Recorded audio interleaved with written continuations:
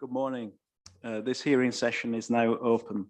It forms part of the examination of the Waverley Local Plan Part 2. My name is GJ Fort and I am the inspector appointed by the Secretary of State to conduct the examination and to report to the Council in due course. The format of the hearing is a focus and structured discussion that I shall lead. So before we move on any further, if I could ask for introductions, please, firstly from those representing the Council. Sir, good morning. Can I just check that I can be heard? It sounds like I can. Excellent, thank you.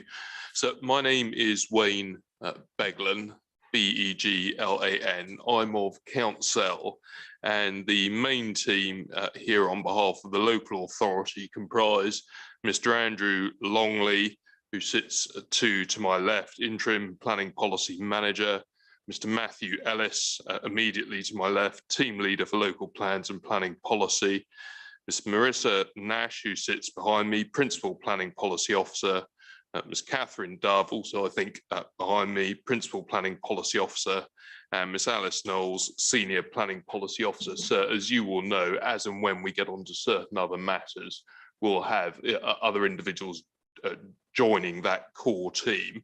Amongst them will be Dr. James Riley, who will be joining us for the HRA part of the session. And there are others from Atkins who will be joining us for the sustainability appraisal. Thank you. Thank you. And I believe the colleagues from Atkins are on the Zoom feed, is that correct? So that's right. I'll just invite those on the Zoom in to introduce themselves, please, if you could. Good morning. I'm Paddy McEntee. I'm a Principal Environmental Scientist with Atkins and was the technical lead on the sustainability appraisal. Thank you.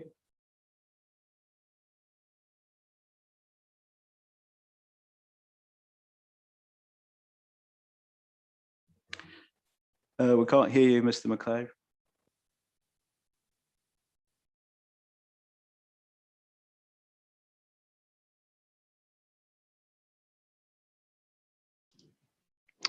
Sorry, I will introduce my colleague, David McLeod, who was also involved with the sustainability appraisal.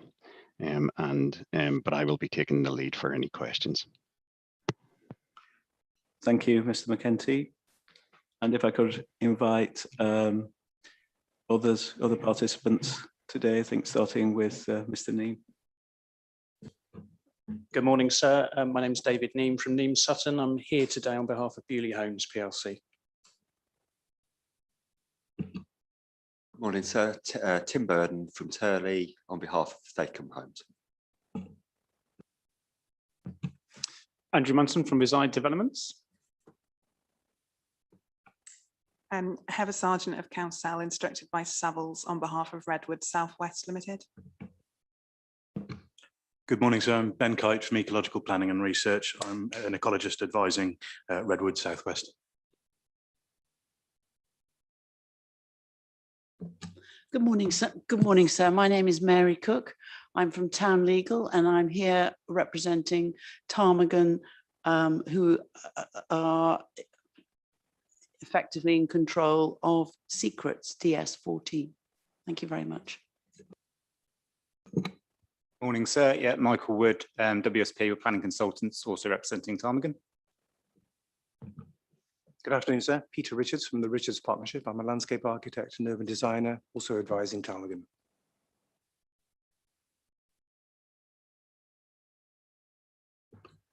Good morning, sir. Richard Moles of Council, instructed by Judith Ashton Associates, and I'm here on behalf of Waits Development Limited. Morning, sir. Judith Ashton here on behalf of Waits Developments Limited. Asher Ross from Waits Developments will be joining us about lunchtime. He's caught in a CMC at the moment on a Section 78. Good morning, sir. Charlie Banner, QC, on behalf of Monkhill Limited.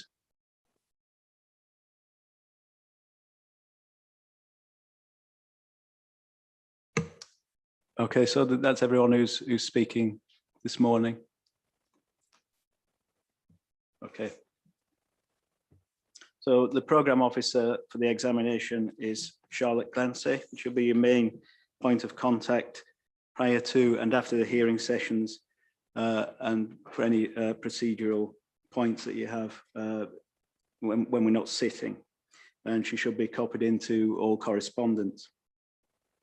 Charlotte's just going to set out the procedures in the event of a fire alarm and other housekeeping matters.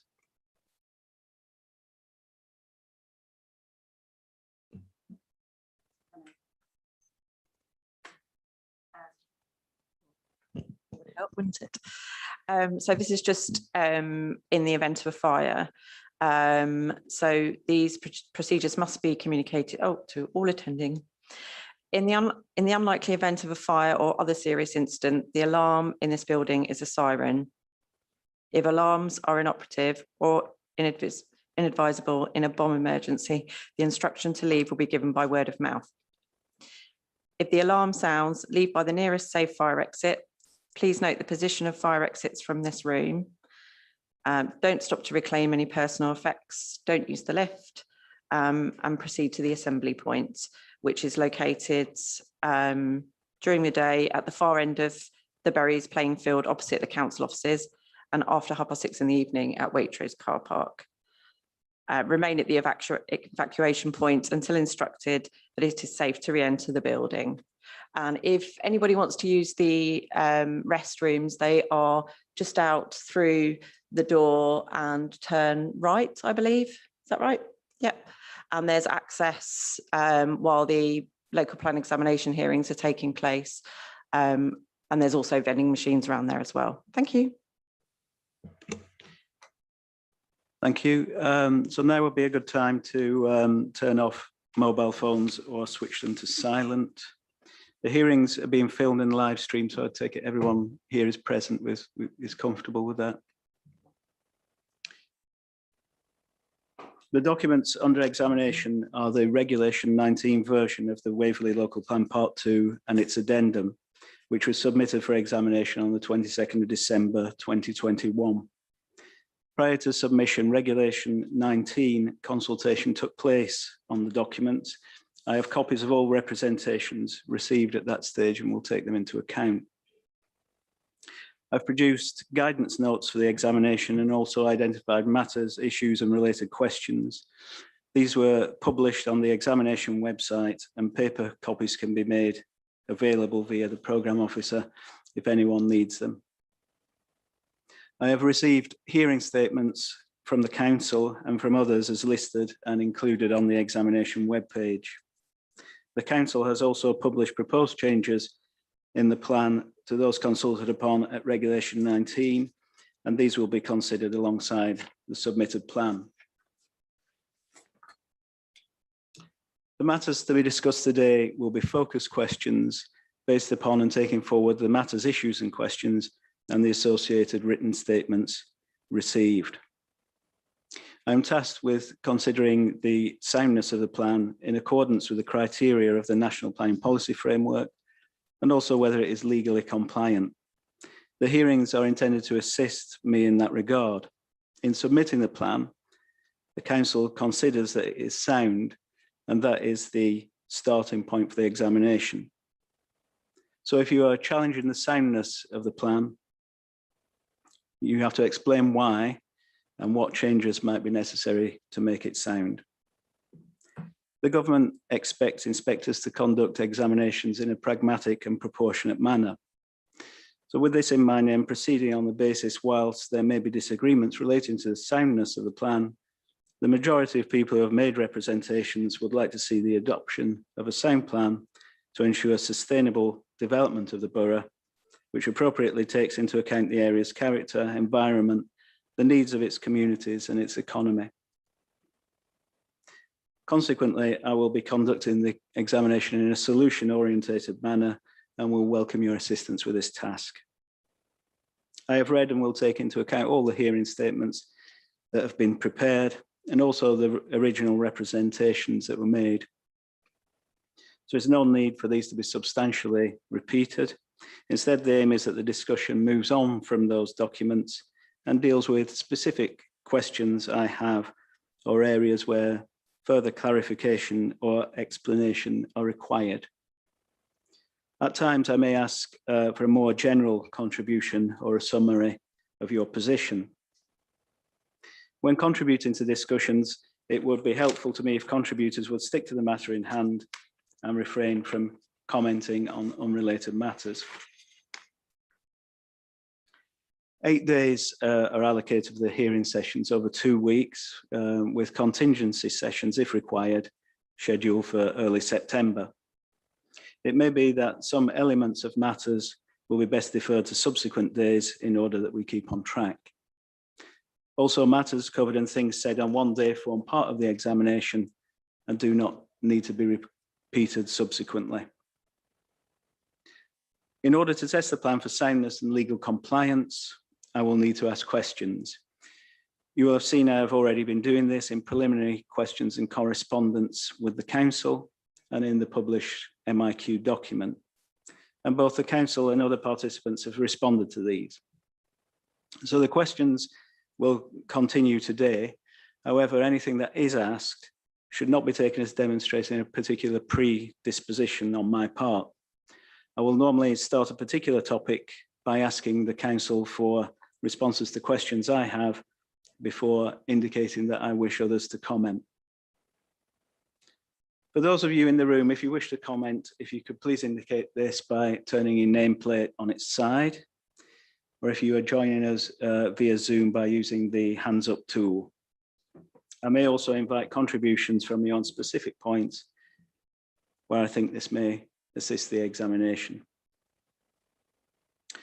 If in the course of discussion you wish to highlight specific certain parts of your statement or other documents that form part of the examination, then it will be helpful to me if you can provide the references. Those present in the room should use the microphones when speaking to me, and those joining us on Zoom will have to make sure they are unmuted when speaking to me, but muted at all other times.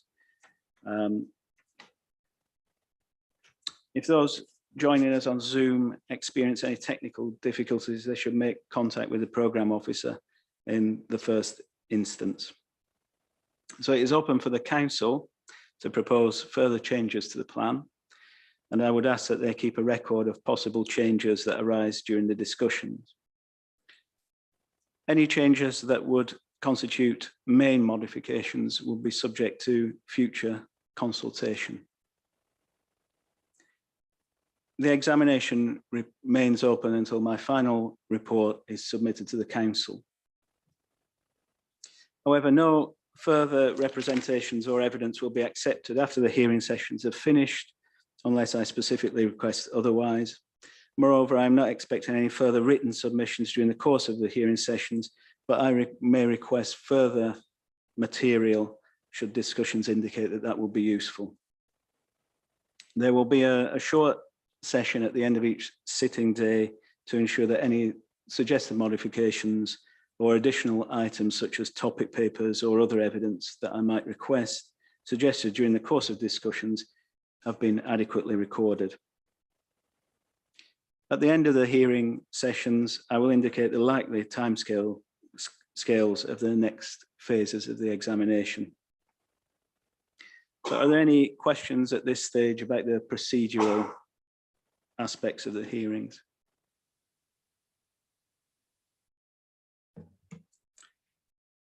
Okay, in that, with that in mind, if we could move on now, please, to the council's opening remarks.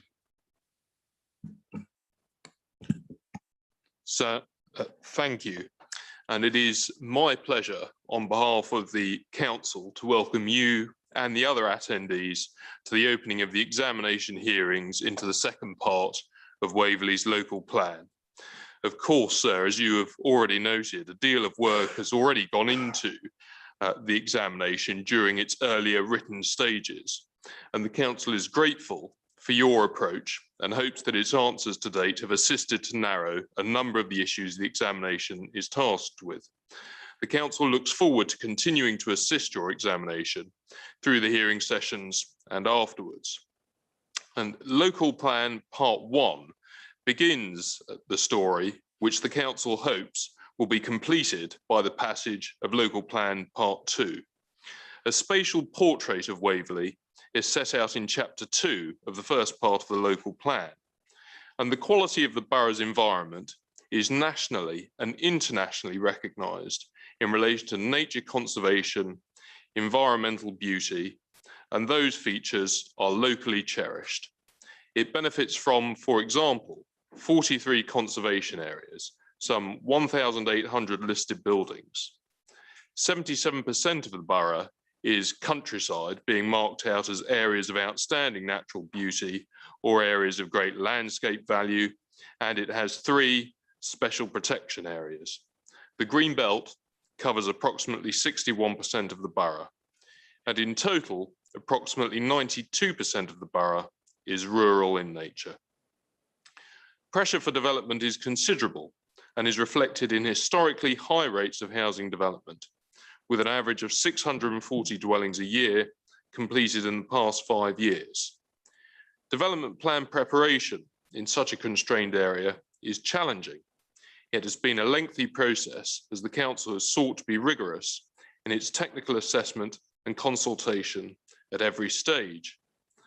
The council has chosen to prepare its local plan in 2 parts and has also supported local communities in preparing neighbourhood plans, of which there are now 11 made or in preparation. The council, through these processes, has supported the principles of localism. Thus, part 1 of the local plan sets out the strategic vision and strategic policies for the borough. Critical to that vision was the maintenance of the high quality environment Waverley enjoys. As an important part of that strategic vision, part 1, by its strategic policies, made provision for an appropriate level of development within Waverley's 4 main settlements and its villages, having had regard to local needs and to the size, character, and available services in each village, and to landscape and other constraints. The local plan part 2, now being examined, must be read alongside the adopted part 1, which provides the framework for its production, as well as the mosaic of now adopted neighbourhood plans. And so local plan part 2 has a specific remit to flesh out the strategic policies in local plan part 1 with more detailed development management policies, local designations, and the allocation of sites for development where these are needed and are not being identified through neighbourhood plans. Some of the representations to this plan suggest that the plan should revisit strategic matters, such as the scale and distribution of housing development, or the approach to protecting the environment and dealing with the impact of climate change. These are matters that must be dealt with through the update to local plan part 1. And in that respect, the council needs to decide by February 2023, being 5 years after the adoption of local plan part 1, if, when, and how local plan part 1 should be updated. Officers have begun to scope this work and expect to report to members later this year. This will take account of factors, including any new national planning policy framework, updated evidence, and the council's strategic priorities, including the strong commitment to addressing the challenges of climate change. Now, these evolving strategic challenges are for another day. The council's view is that the local plan part 2 does the job it was intended to do, enabling the borough to accommodate much needed development in the most appropriate locations and of the highest possible standard of design. And so, sir, the council considers that the submitted plan is legally compliant and sound, and it commends the plan to you, but at the same time, it welcomes your further guidance on any modifications that you consider necessary through the process. Sir, thank you. Thank you, Mr. Beglan. There are paper copies of that opening statement available. Is that correct? So there are. Yeah, and that will be added to the examination library as well. So if we now move on to matter 1. So this focuses on whether the plan is legally compliant. In short, the discussions will focus on whether the preparation and content of the plans meet relevant legislative requirements, including those set out in the Planning and Compulsory Purchase Act 2004. In the MIQs, I indicated that we will return more substantively in subsequent matters, in particular this afternoon's discussion on Greenbelt, as to the extent to which the Part 2 plan accords with Regulation 8 of the Town and Country Planning Regulations 2012. Insofar as the LPP2 has had regard to and/or is consistent with the Local Plan Part 1. So we'll discuss that issue more substantively this afternoon. So by way of introduction to this topic, I'd like to invite the Council to outline in broad terms whether the plan has been prepared with due regard to the appropriate procedures and regulations, and whether the duty to cooperate on any strategic matters has been satisfied.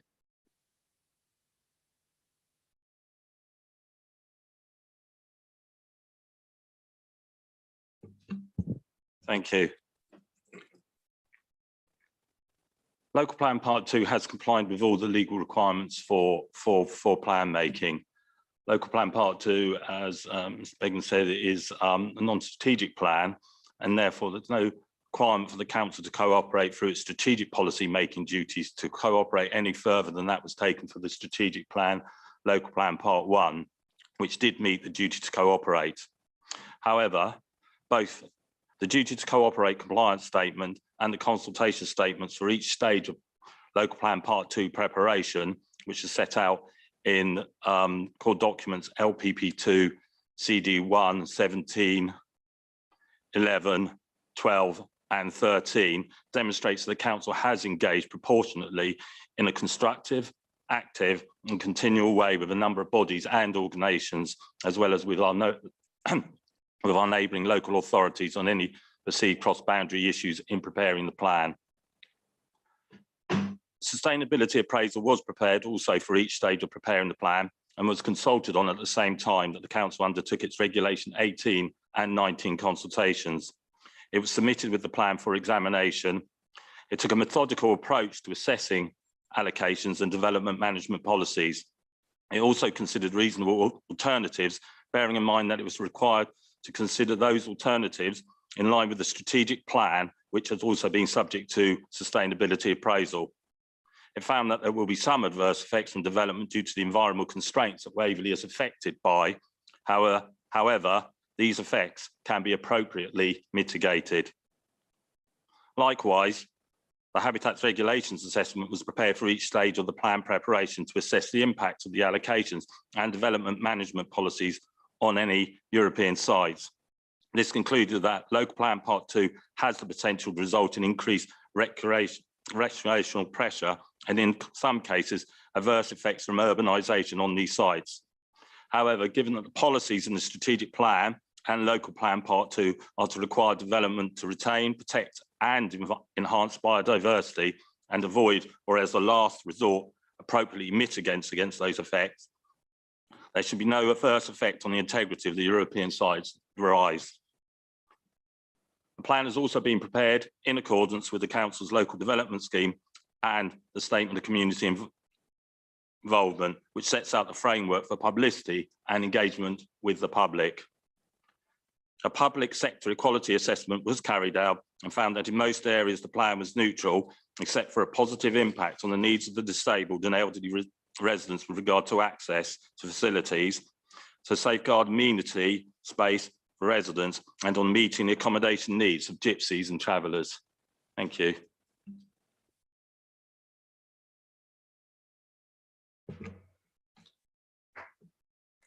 Thank you. So moving on to open discussions on the duty to cooperate matters in a bit more detail. So the Natural England Statement of Common Ground has recently been submitted. Wonder if you'd like to briefly touch on this at this point and update me as to whether there's any further statements of common ground that are anticipated. The council are not intending to submit any more statements of common ground. I think all the ones that require have been submitted. In terms of the natural England statement of common ground, that obviously sets out those areas of agreement with that body, and there are no outstanding issues that need to be resolved, and that they relate mainly to the mitigation which is required for the development allocations in Havesmere and Whitley with regard to impact on the Wilderness Heath special protection areas.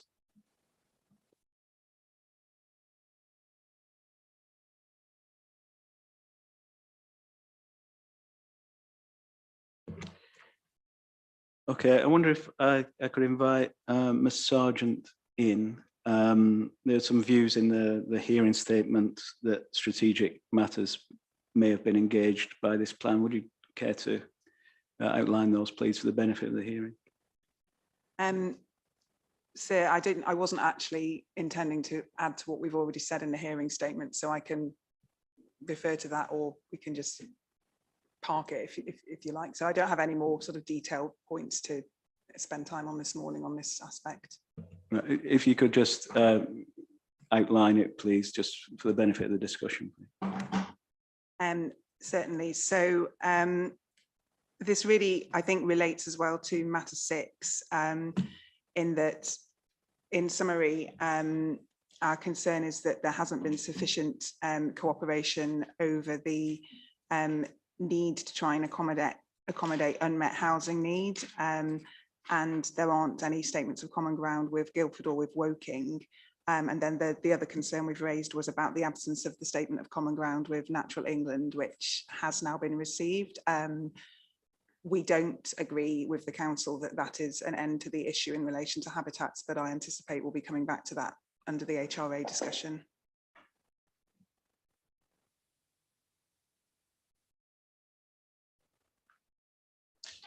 Thank you, Ms. Sargent.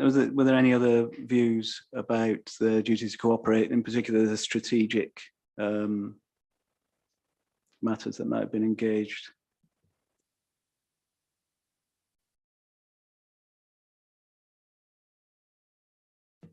Okay, so just going back to that, please, Mr. Ellis. So we've heard that view on the housing requirements, and particularly the shared housing market area, and how other local planning authorities have been engaged. So have you got a response to that?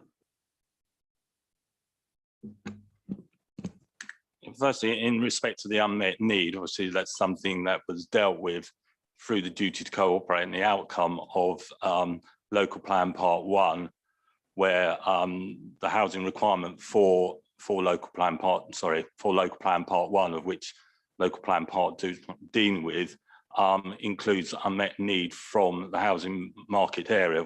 That's 83 dwellings per annum from Woking.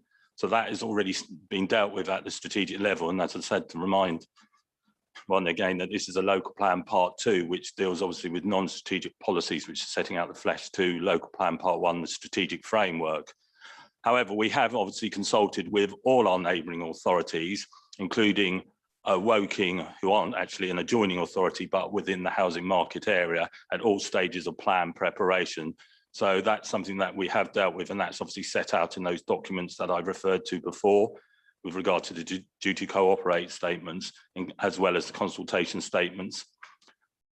In terms of the statement of common ground with Natural England, I don't think I really can add anything more, except for that obviously the statement of common ground has been signed now by Natural England, and I'm sure that would be taken up a bit more detail in matter 5 and matter 6. And were there any concerns from any neighbouring local planning authorities about the preparation of the Part 2 plan, Mr. Ellis? There was no concerns from our neighbouring authorities. Some did comment on about taking into account some of the growth that was taking place within their particular authorities, as well as making sure that they were aware of cross-boundary issues as they arose through the planning applications that may result from the development allocations. but nothing of substantial was being put forward. And I think our response to our preliminary matters question 3 sets out the emails that we received from our neighbouring authorities. Admittedly, some did not respond to us, but obviously in terms of a non-strategic plan, this was considered a proportionate response to the issue.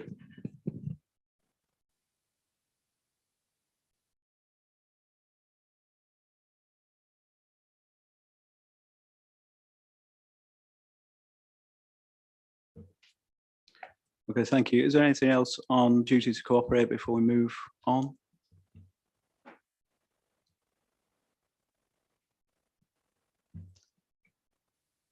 Okay, if we now move on to the sustainability appraisal. So again, just to open this discussion up, please, if I could invite the council to outline the approach in terms of the consideration of reasonable alternatives. So I think I'll be bringing Mr. McEntee in to outline this, please. Yes, sir. As Mr. Ellis has pointed out, a lot of the strategic issues were dealt with and accepted at Local Plan Part 1. In terms of the sustainability appraisal and consideration of alternatives for Local Plan Part 2, that was done mainly through the consideration of the wide range and number of sites that were proposed.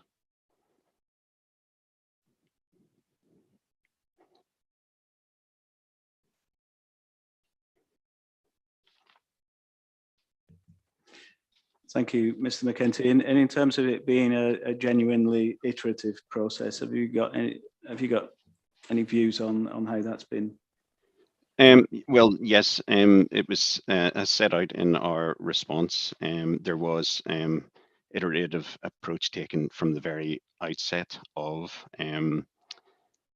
the sustainability appraisal alongside the development of Local Plan Part 2. And it took a number of approaches. There was consideration of baseline data, and it was identified through a number of ways, including input from the council itself. The plans and policies went through, the development management policies went through a number of iterations, and that's set out in the essay and is detailed in the appendices. And then the sites themselves, again, there was a wide range of sites proposed. Some have been carried forward, some have been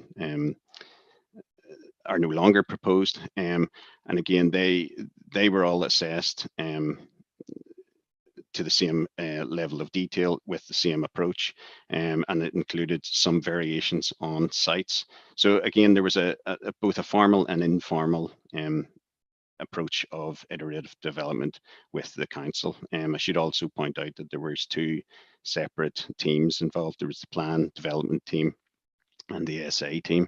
And while both teams worked very closely together, at the same time, it was the view that the SA team were there to challenge the plan development team in an iterative fashion. Thank you. So in terms of you've mentioned the informal and informal and formal approach. So what part of that was an informal approach, Mr. McEntee? Well, there was constant liaison between the SA team and the plan making team, and that took the form of phone calls, meetings, short technical notes, informally between the plan making team and the SA team. More formal iterative development was through the sort of version control of different documents, and again that can be seen in the documents that were submitted.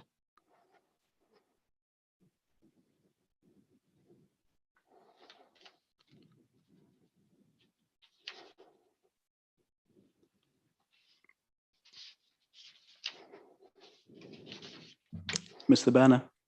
Thank you, sir. Firstly, I've been asked to point out, I think the sound in the room is quite hard to hear. people at the back can hear the video, but they're struggling to hear some of the comments at the front. So whoever's in control of the volume, I just flag that up. So in relation to sustainability appraisal, I've got a couple of points in relation to reasonable alternatives. In relation to the site-specific reasonable alternatives, bearing in mind my client's interested in Hazelmere, you will have seen we've got various points we've made. I propose, unless you want me to deal with those in matter 7, because it's probably more apt to deal with them in that context, but we don't accept the methodology. But there's one fundamental point I did want to make now, which bears upon matter 6 in relation to numbers. And obviously you'll appreciate, sir, that various parties have made observations in the context of matter 6 that this plan should provide for a higher amount of dwellings to allocations for various reasons, including the conspicuous delay in this document coming forward, the council's inability to demonstrate a 5-year supply for very prolonged period, and significant delays in relation to strategic sites, particularly Dunsfold, amongst other reasons. It doesn't seem to be the case that a provision for a higher number of allocations has been tested through SA. I say doesn't seem to be. If it's buried in some earlier document that is in the examination library, and that itself is an issue, because the Save Historic Newmarket High Court judgment makes clear that the final SA must cross-refer to earlier work that does the job in relation to reasonable alternatives. When you look at paragraph 2.11 of the SA, we are told that the alternatives focus on consideration of sites for potential allocation. So on the express terms of the SA, consideration doesn't seem to have been given to a provision for a higher number. And this isn't in the context of whether that's right or wrong. At this stage, it's simply, is it a reasonable alternative that's worth testing? So it's separate, albeit related to the matter 6 issue. And it's often said there's various cases, such as the RTL case, which provide that in the context of considering what is a reasonable alternative, a litmus test is an alternative that would be consistent with the plan objectives, something that would actually be consistent with the plan objectives. And when you look at paragraph 1.11 of the SA, in relation to housing numbers, the plan objectives state support the delivery of at least 11,210. So it cannot possibly be said on any rational basis, I use that word rational decidedly, cannot possibly be said that a provision for a higher number is inconsistent with the plan objectives in relation to numbers. So it does appear to be the position, therefore, that a obviously reasonable alternative hasn't been looked at in the SA. If it was looked at in some earlier document, buried away, that isn't referred to here, then, as I say, there's a referencing issue, which is fundamental given the public participation requirements of SA. See Save Historic Newmarket. And that conspicuous failure, as well as having potential legal connotations, also provides the framework for the consideration, I think it's Thursday, if I remember rightly, of matter 6, Thursday morning, because it means that whatever the council says in relation to matter 6 is not properly informed by the assessment or testing of the higher number that should have been done. That's all I want to say on that point, sir. Thank you.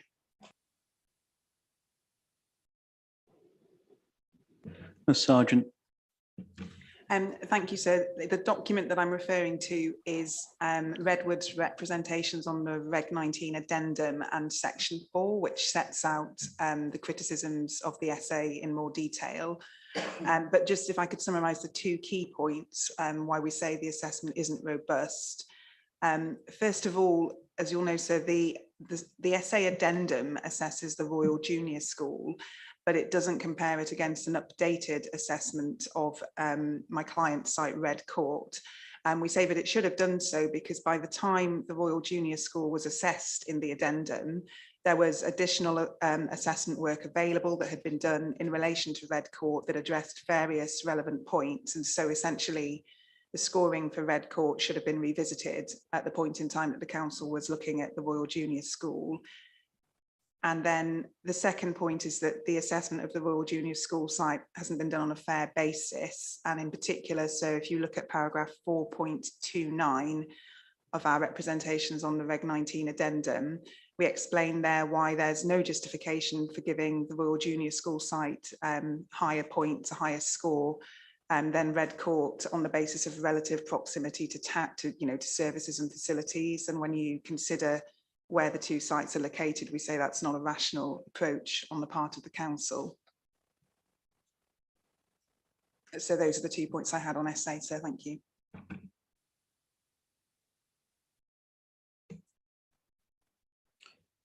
Thank you. Ms Ashton, in your hearing statement, in your hearings,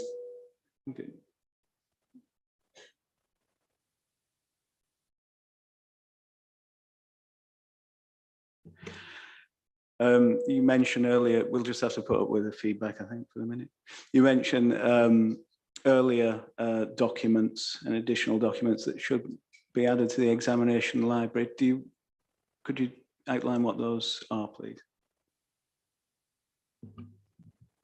Thank you, sir. It's paragraph 2.1 of our representations. There are 3 documents in particular that we think you would be assisted by seeing. One is the Regulation 18 plan, which obviously included a number of the asterisk sites. The accompanying SA, which assessed the sustainability of those sites. And as I think Mr. Mackenzie said on behalf of the council, they were assessed to the same level of detail as those that have been carried forward, which is obviously a pertinent point that we'll come on to in matter 6. And then finally, the October 2018 report to the Environment Overview and Scrutiny Committee, which set out the council's initial approach to the Reg 19 plan, which proposed carrying those asterisk sites forward from Reg 18 into the Reg 19 plan based on the assessment that have been undertaken. And the headline point is, having been through that SA process, the detailed technical work identified those asterisk sites that have been earmarked in Part 1 plan as being sustainable and suitable locations for development. So I don't think they've been added to the library. If the council perhaps could indicate whether they will be, if not, we can provide them. Mr. Burden. Thank you, sir. I won't repeat comments obviously made by others, but I think it's fair to say that our starting premise here is that this SA process has been flawed by the process that the council have undertaken and what they've actually fed into the SA process and how that's led to the outcomes that we have in LPP2. And I just want to elaborate on that, if I may. Firstly, sir, the process literally doesn't implement what LPP1 actually says. And I think it's fairly fundamental to this discussion that we look at what policy SP2 requires.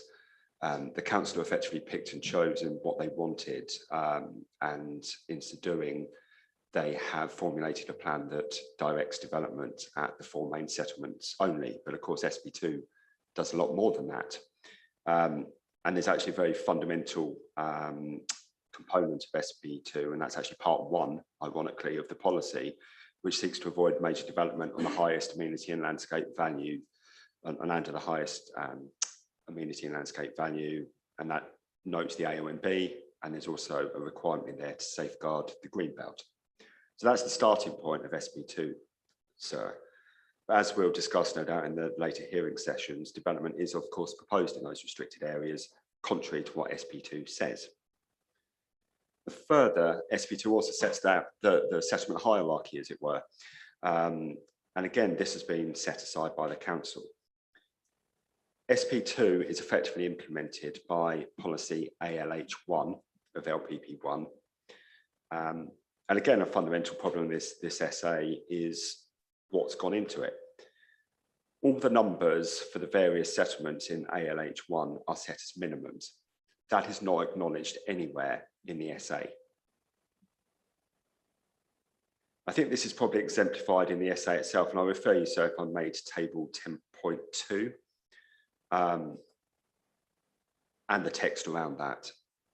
The council, that Atkins have effectively set these out as fixed numbers, not as minimums. This has been debated, so as you'll probably see from the various submissions in various Section 78 appeals. And frankly, the council have lost that argument on each and every one of those appeals, including my client's site, so where the council took that particular appeal decision to the High Court, and they lost that as well on this very matter. And again, that approach is repeated in the SA addendum note prepared by Atkins as the May 2022 document. So on the last page of that, the first paragraph again explicitly sets out what Atkins have had to deal with in terms of what the council have fed into the SA process. And what that means, sir, is that all the settlements below the 4 largest settlements have effectively been ignored. And there's an acknowledgement in that note, sir, that I believe it was 147 sites, including my clients, were fed into the process, and none of them were carried through, from what I can tell, into the SA because they're not in the 4 largest settlements. And I'm very mindful, sir, we're not going to talk about site specifics, as I'm sure you'll tell me off very quickly in this examination, but my clients have interests in Alfold. Alfold is one of the least constrained settlements in the borough. And obviously, we're now seeing that development is located in areas, or proposed to be located in areas that fall foul effectively of the SP2 LPP1 policy. Now, as others have said, sir, this is a council that hasn't had a 5-year supply since it adopted LPP1 in 2018. LPP2, as before you, will not deliver the housing numbers that are set out as minimums in LPP1. I won't say much more now, sir, because I think probably matter 6 is one where we're going to have quite a discussion on this. But LPP2 does not do what it says. The SA is flawed because it hasn't actually had all the available sites included in it. Fairly fundamentally so, it's an SA that hasn't considered what happens in Waverley if the council fail to deliver on their housing requirement. And that is exactly what will happen if this plan is adopted. Thank you. Thank you, Ms. Cook. Thank you very much, sir. I just wanted to come back, if I may, in relation to Mr. Banner's remarks and the suggestion that the SA is flawed because it hasn't tested a higher number, as it were, to say, and the legal authorities that he referenced there. It's important to remember that we're in a part 2 examination, not in a part 1 examination, is really the short answer in my respectful submission to Mr. Banner's points. And we are dealing with an SA which assessed the sites that not only were ultimately chosen, but a lot of reasonable alternatives. So that, sir, if you find yourself in a position where your advice to the council is that there needs to be more sites added, they have already a suite of additional sites that they've appraised in the SA appraisal. That is a sensible and robust approach, which you see up and down the country.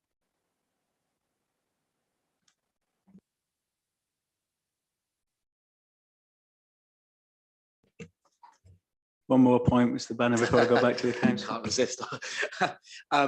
This obviously shades off to some degree into what we're going to discuss on Thursday, so I don't know if we want to sort of preempt that discussion, but the fact that it's an LPP2 plainly doesn't constrain the plan objectives from providing for a higher number.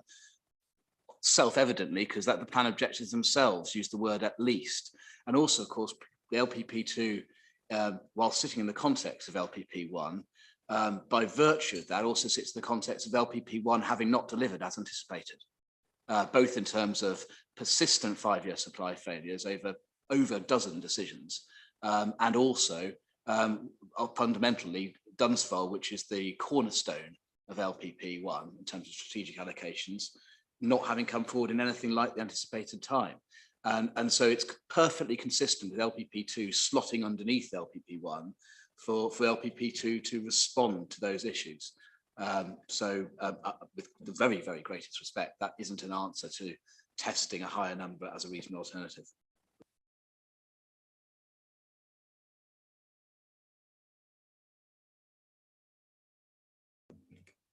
Okay, so if I could have some responses to those points, Mr. Beglin, invited in members of your team as appropriate, but particularly in terms of reasonable alternatives. And we've heard about the numbers in the Part 1 plan being a minimum.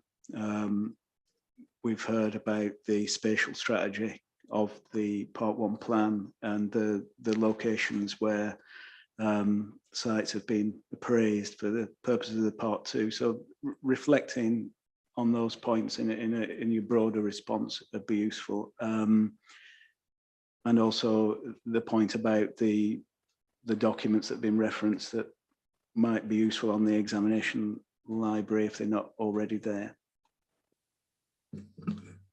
So yes, if I deal with that last point about documents first, those documents are all plainly in the public domain. We have no objection to adding them to the library. We'll cause that to be done. On the issue of reasonable alternatives, of course, it's for the council to decide, subject to the statutory framework, what the reasonable alternatives are that it should look at. And it does so squarely within the strategic policies set out by LPP1. Now, LPP1 sets out a housing requirement that needs to be met by the combination of LPP1 and LPP2. And in relation to the strategic policies, of course, LPP1 does more than that, because you'll be familiar with the overall policy framework. Of course, it's looking at LPP1 as a whole that we do. But amongst other policies, ALH1 deals with the spatial distribution as well. And that's critical to understanding the reasonable alternatives and approach that the local planning authority has taken within LPP2. And what has been done is entirely consistent with that understanding, first of all, in relation to the housing requirement that was provided for, and secondly, in relation to the appropriate distribution and spatial strategy that is set as a matter of strategic policy within LPP1. And we will get onto this in more detail when we look at Matter 6 and we look at Dunsfold Aerodrome, acknowledged as being one of the cornerstones of the plan going forward, and therefore a key plank of the appropriate spatial distribution. So we come on to those matters in more detail on Thursday, perhaps, but in terms of the overarching approach to reasonable alternatives, what one can't do is divorce the number, the housing requirement, which it is sufficient if this plan meets, and also the distribution that is dealt with. Those two things are closely linked, both as strategic policies. And with that as an overview, I'll perhaps pass on to Mr. Ellis, or perhaps to Atkins, if they want to put some more flesh on those bones.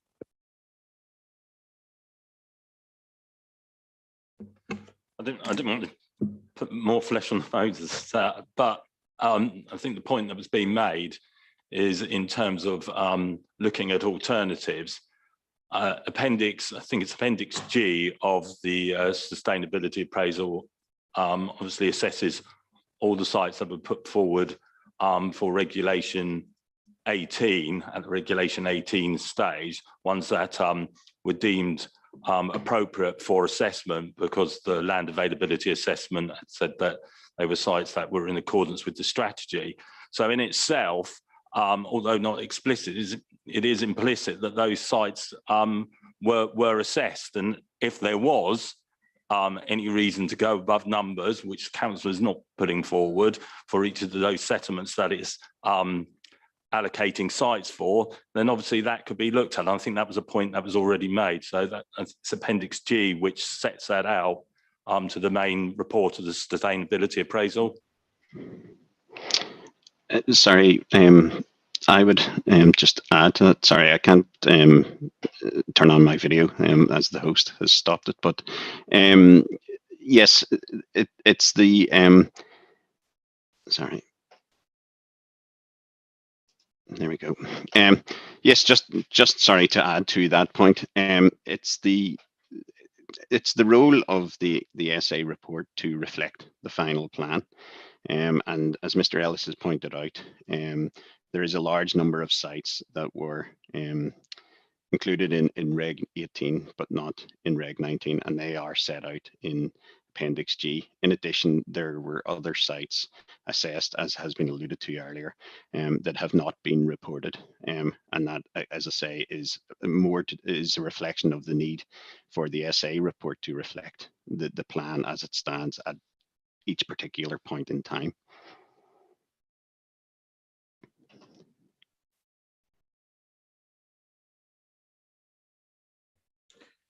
Thank you.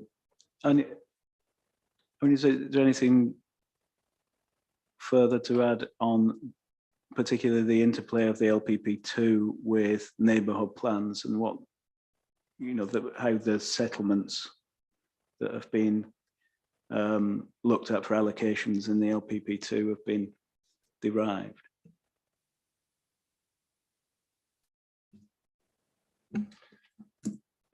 The SA doesn't deal with those settlements where the local community has, through the parish councils in the case of Waverley, decided that they would do the development allocations for their plans. I think there are obviously sustainability appraisals taken for those preparation of those plans, but the SA hasn't done those. And I think it did start doing it for Elsted, but they've now decided to do their neighbourhood plan. So it doesn't deal with those, and as such, quite rightly, doesn't assess them against the sustainability objectives.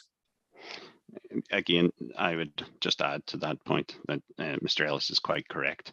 At the Reg 18, there were a number of sites which were examined, which then were decided to take forward in neighbourhood plans, and that's set out in the Reg 19 SA report. It also would be worth keeping in mind that in terms of SA as a whole, again, Mr. Ellis is quite correct that SAs are carried out for those local neighbourhood plans, and as such wouldn't be dealt with through this SA process then going forward.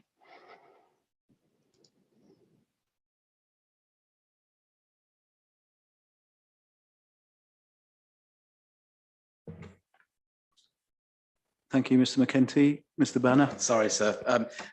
But it's really fundamental to appreciate that assessing specific sites in the context of the proposed number is simply not a substitute for assessing an alternative number as a reasonable alternative. It's simply because the sites have been assessed in isolation as candidate sites for contributing to the figure that this plan puts forward.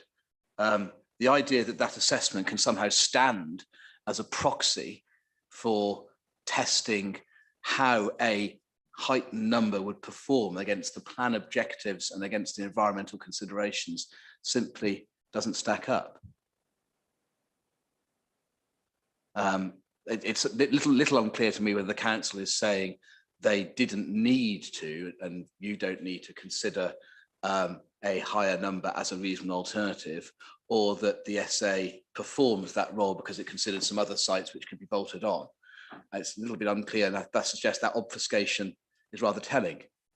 But if they do accept, as surely they must, given that the at least minimum number and given the other considerations I've mentioned, they do accept that a higher number is a reasonable alternative, simply considering other sites doesn't do the job, doesn't remotely do the job.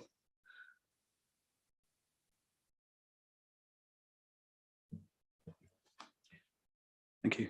Mr. Beglan. So I would say, yes, I don't want on day one for there to be any lack of clarity in relation to the council's position when we've got Thursday to look forward to. So hopefully this is clear. In relation to LPP2, it is not part of the scope, and we're probably going to discuss the scope of LPP2 at greater length on Thursday, but is not part of the scope of LPP2 to revisit the issue of objectively assessed need, or to revisit the issue of the housing requirement. The reasonable alternatives in that respect were fully explored at the LPP1 stage, where those alternatives were considered by the inspector, and we see his report. We have the detail of that before us. So that's the basis upon which the council will be moving forward in that respect.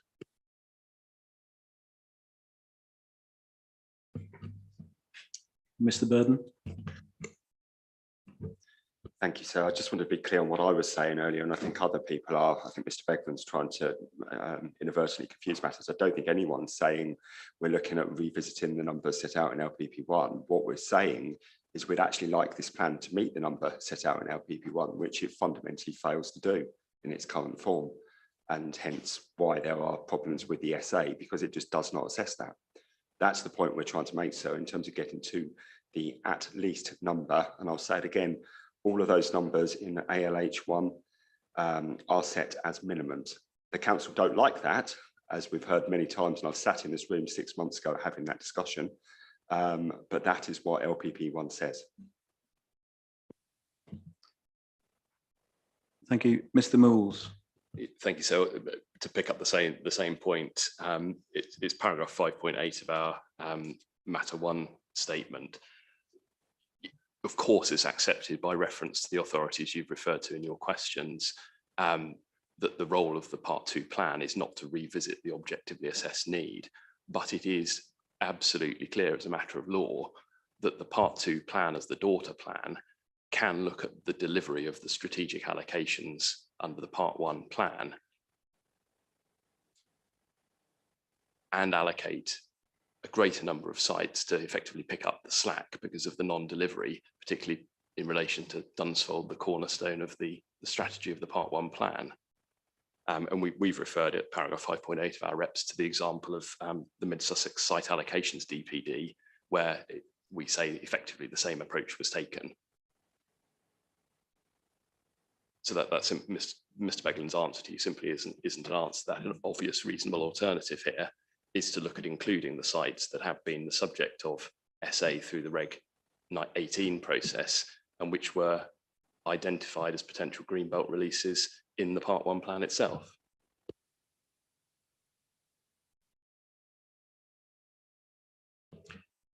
Thank you. Yeah. It's perhaps more for matter 6 where I wanted to pick up on that discussion of the Mid-Sussex plan and perhaps the similarities that you draw between that. So I don't want to go into that in any great detail at this juncture. Not but just noting that. Yeah, I just wanted to note it, given the way that council characterised the position. I think most people in this room, which is not to challenge the objectively assessed need. Okay. Thank you, Mr. Beglin. Responses to those points. So I'm not sure that I had anything else to add. I'll ask Mr. Ellis if he's got anything that he wants to add. And I see that actually Mr. McEntee had reappeared, so it may be that he had some additional observations he wanted to make. No, nothing further really to add other than to reiterate the point that the alternatives were considered through the wide number and range of sites.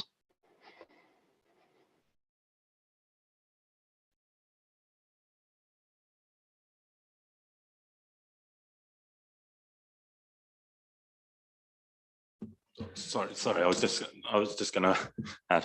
Apologies. I mean, as we've explained, we feel it's local plan Part 1, which obviously looks at sustainability for the appraisal for the strategic framework that sets out obviously the numbers.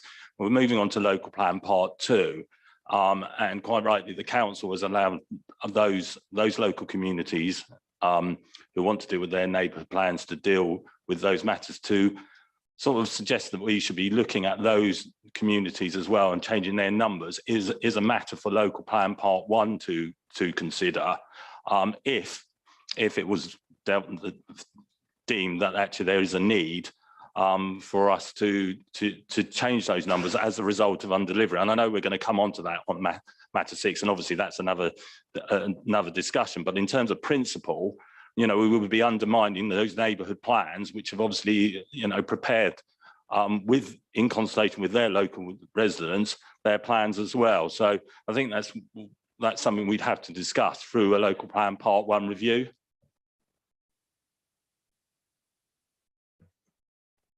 In terms of the requirements for the settlements being expressed as an at least figure, so we've heard that point, and that's what it says in the part 1. So have you got any responses to whether the sustainability appraisal is adequate in how it deals with those requirements being a minima rather than maxima?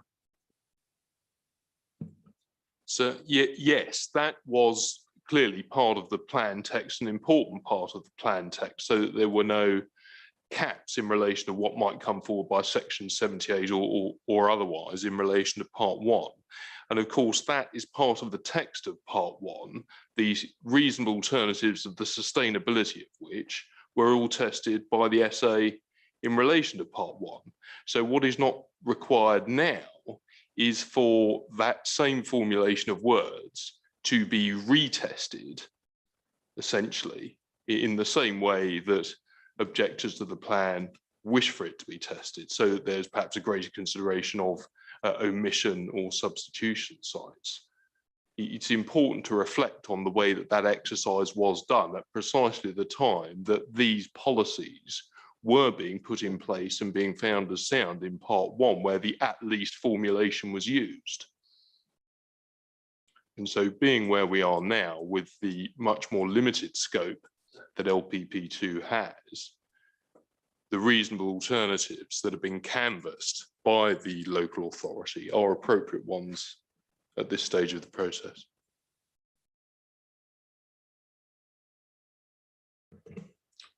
Thank you, Mr. Neame. Thank you, sir. I wasn't going to come in on this discussion because most of what I have to say, as you will have seen, relates to the alignment with the local development scheme. But there's just one specific point that needs picking up in relation to neighbourhood plans in particular.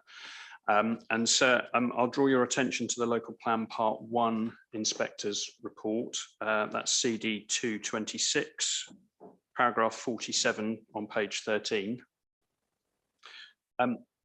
And I'm going to come back to that, Sarah, if I may, in relation to the LDS part of the discussion later on this morning. But just for this purpose, that your colleague, in considering the local plan part 2 and the need for further allocations, was express in saying that those allocations would come forward through the local plan and in neighbourhood plans, not or and in neighbourhood plans.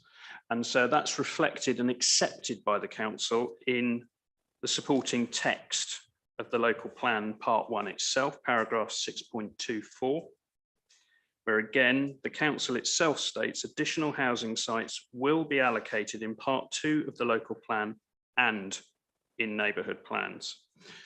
So it is simply not within the remit for the local plan to ignore those locations that have neighbourhood plans in place already if there is a need for allocations to be made pursuant to the local plan part 1 spatial strategy.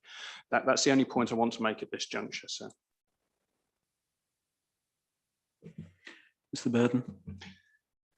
Thank you, sir. And just a supplementary point to my earlier comments, we're obviously halfway through the planned period of LPP1 at this stage, which you'll be alive to. Just a supplementary point on this SP2 comment I made earlier, and I just wanted to draw your attention, sir, to point paragraph 4 of that policy, which lists a number of villages in the borough, including where my client has interest. But at the end of that sentence, there's a reference to recognising that those villages not within the Surrey Hills AONB or Greenbelt offer more scope for growth. That's quite clear to me that that indicates these settlements can grow more, should arguably grow more, and should have formed part of the SA process.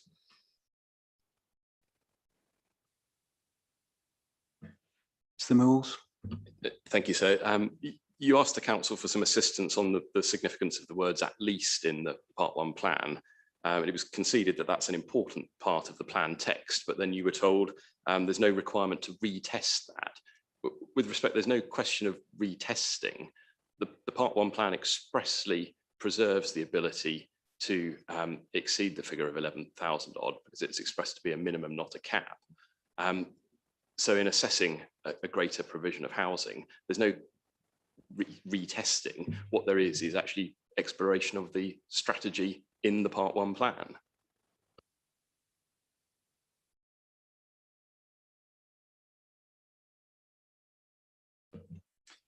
Okay, thank you. I don't think we're going to get much further forward on this discussion at this juncture, Mr. Beglan, but is there anything to wrap up on sustainability appraisal at this point? No, so nothing further from us. Thank you.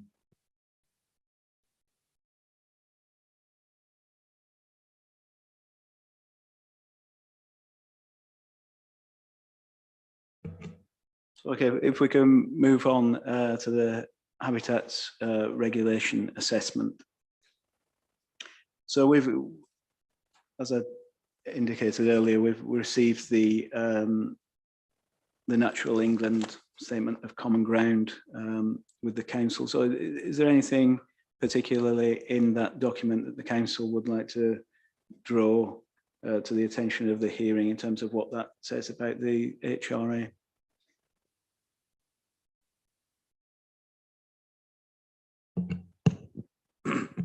Good morning, sir. Yeah, James Riley from AECOM. I was the person who supervised the team writing the habitat regulation assessment.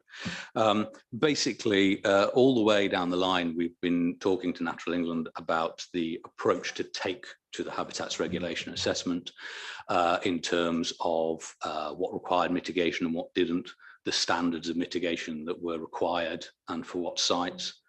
And that's been an ongoing discussion for quite a few years. And obviously the broad parameters of that and the broad parameters of the approach, as in not requiring a strategic approach, were set in Local Plan Part 1 and discussed at length in that examination, and indeed in the relevant ones for East Hampshire Council as well, because it affects that local authority as well. And the position between the councils and between Natural England has always been quite consistent on that. The Statement of Common Ground with regard to HRA was specifically concerned with something that I think will actually come up in matter, I think it's 6, which was your question about if a particular developer cannot deliver a SANG on their particular site, then what are the solutions available to that? And we've been talking to Natural England for a year or so about the options that are within the council's ownership effectively for delivering such land if it is indeed required and an individual developer cannot bring forward their own. And we've been to site with them and we've shared information with them, and they are in agreement with a series of sites which is reflected in the submissions for the council's submissions to the Matter 6 hearing. But the Statement of Common Ground, effectively, that was the one point. They wanted us to just spell out in writing what those options were, even though we discussed it verbally with them. And having done that, they are content that the fallback solutions, if you like, are available if they are required for particular sites.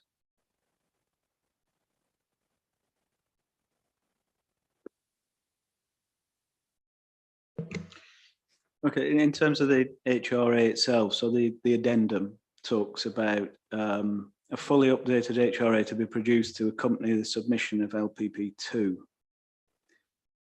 And I also note the council's answer to my question on this in the hearing statement relating to air quality is that the technical note on this topic that accompanied that addendum is to be added to a consolidated habitats regulation assessment. So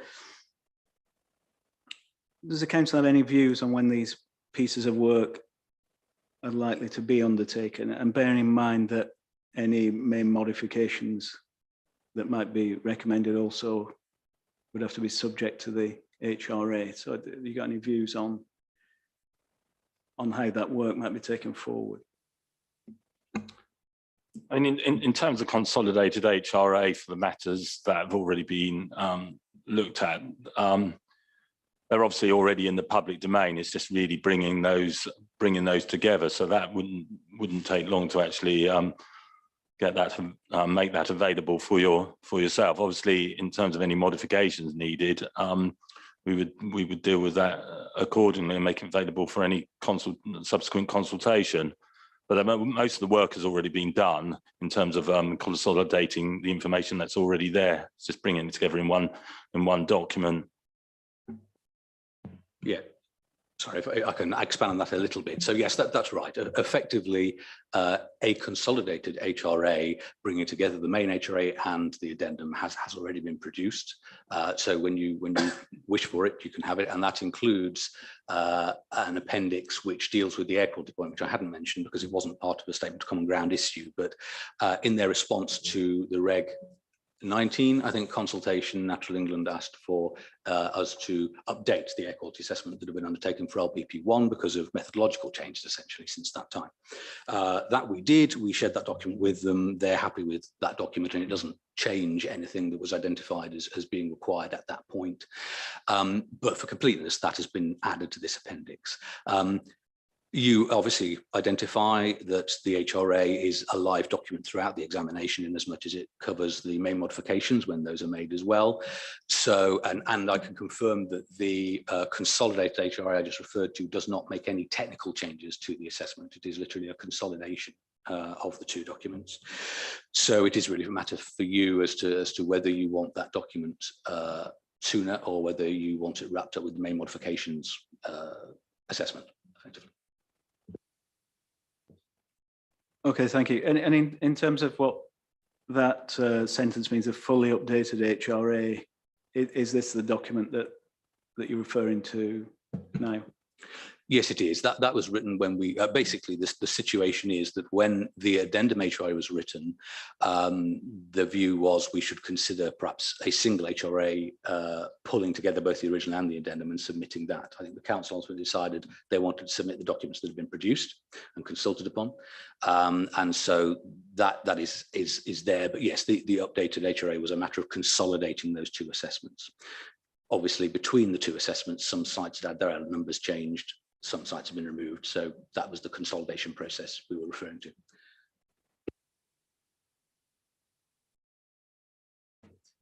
Thank you. Ms. Sargent. Thank you, sir. As you'll be aware, we take the position that the HRA isn't adequate from a legal perspective. And if I can use the statement of common ground with Natural England as the starting point to explain why we say that is. The issue concerns the Wealden Heaths, SPA 1 and 2, and sites between 400 metres and 5 kilometres of the boundary. And we can see at paragraph 3.9 of the Statement of Common Ground, there's agreement that mitigation is required, and then the sites are set out. And at 3.11, the Council and Natural England agree that LPP2 doesn't need to specify site-specific measures for avoidance and mitigation because that's a matter to be resolved at the planning application stage. But they do acknowledge it's important to demonstrate that there are sufficient mitigation options available to justify allocating these sites and to ensure that they are deliverable. Well, it's not just important, sir, it's a legal requirement.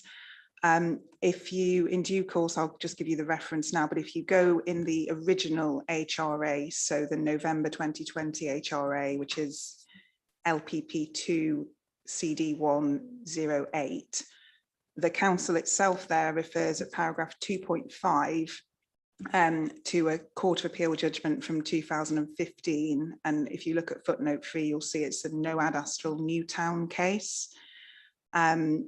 And that case establishes that there has to, even at the plan making stage, so prior to the application stage, there has to be sufficient information to enable the competent authority to be duly satisfied that the proposed mitigation, so here we're interested in SANG, can be achieved in practice. So you have to be satisfied as to the achievability of the mitigation, even at this plan making stage. And there's also a 2017 Court of Appeal decision, DLA Delivery and Lewis District Council, which establishes that it's not enough to conclude simply that there's no evidence that the SANGs won't be delivered in the right place and the right time over the course of the plan period. And it's not enough for the council to say that it's working towards a solution. You have to be able to articulate why it is that you're able to conclude that the SANGs will be provided. And we say that there is no hard evidence before you to support that conclusion at the moment.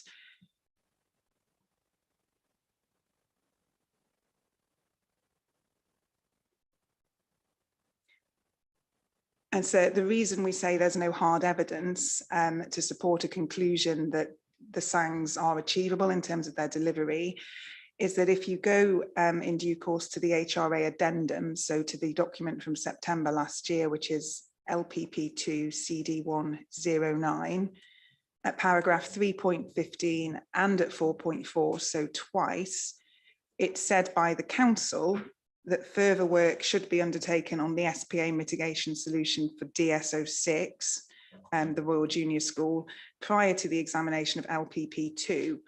I don't know, sir, if that further work has been done, but we haven't been able to find it if it has. So that's the first point where the council itself previously acknowledged that it should do further work, and as far as we're aware, hasn't done it. And then returning to the point that we were just discussing with the council and to the statement of common ground with Natural England, you'll see at 4.3 and 4.4, this is what was just explained, that the council and Natural England are in agreement that the opportunities that are referred to in the council's response to matter 6 provide reassurance that sufficient options are available to mitigate the impacts of these sites through provision of SANG or heathland infrastructure projects. But when you go, sir, to the council's response to matter 6, you will find that it doesn't in fact provide numerous available options, and in our submission the opportunities that are identified there don't in fact provide any reassurance. I don't know, so when is the best time to kind of get into the detail of that? I think it's probably actually something we have dealt with in relation to matter 5, so it's something that comes up on Friday, I think, when Mr. Kite is due to discuss them with you. But just to point out kind of headline points and not to delve into the ecological detail, which I'm certainly not going to talk to you about. You'll see, for example, there's Haste Hill Common is referred to, but it's registered common land. Apparently it needs a car park, but it's not explained how that is to be achieved when the land is registered common land. It's said that all 3 council-owned sites are considerably underused, but there's no evidence that we have seen to back that point up. It's just an assertion. And indeed, for the 3rd site, all that it said is that it appears to be considerably underused.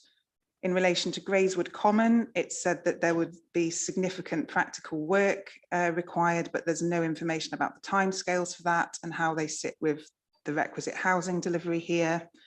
There's no information about what Natural England has done in terms of visiting Grayswood Common or Walmer Hill Road. And then you get on page 12 of the matter 6 response to land beyond the council's ownership. And that includes Red Court, which is my client's site, but there's no acknowledgement at all that that site's not available for SANG unless the housing comes forward for promotion B. And then finally, there's a reference to potentially having a call for sites or a public call for heathland infrastructure projects. Well, that's very far, sir, in our submission from enabling you to be satisfied as to the achievability of the mitigation, when the council seems to be saying, well, if necessary, we'll launch a public call to find the land. That's not adequate from a legal perspective at this stage. In terms of a solution-focused approach, so just to conclude on this point, there is a solution here, as we've explained in our representations and in our hearing statement, which is that if Red Court phase 2 were allocated, then that would provide sufficient SANG to serve these Hazelmere allocations. And as I just said, the council acknowledges the potential for the SANG at Red Court, but it doesn't acknowledge that if the delivery of housing on the northern part of that site isn't facilitated, then the SANG won't be available.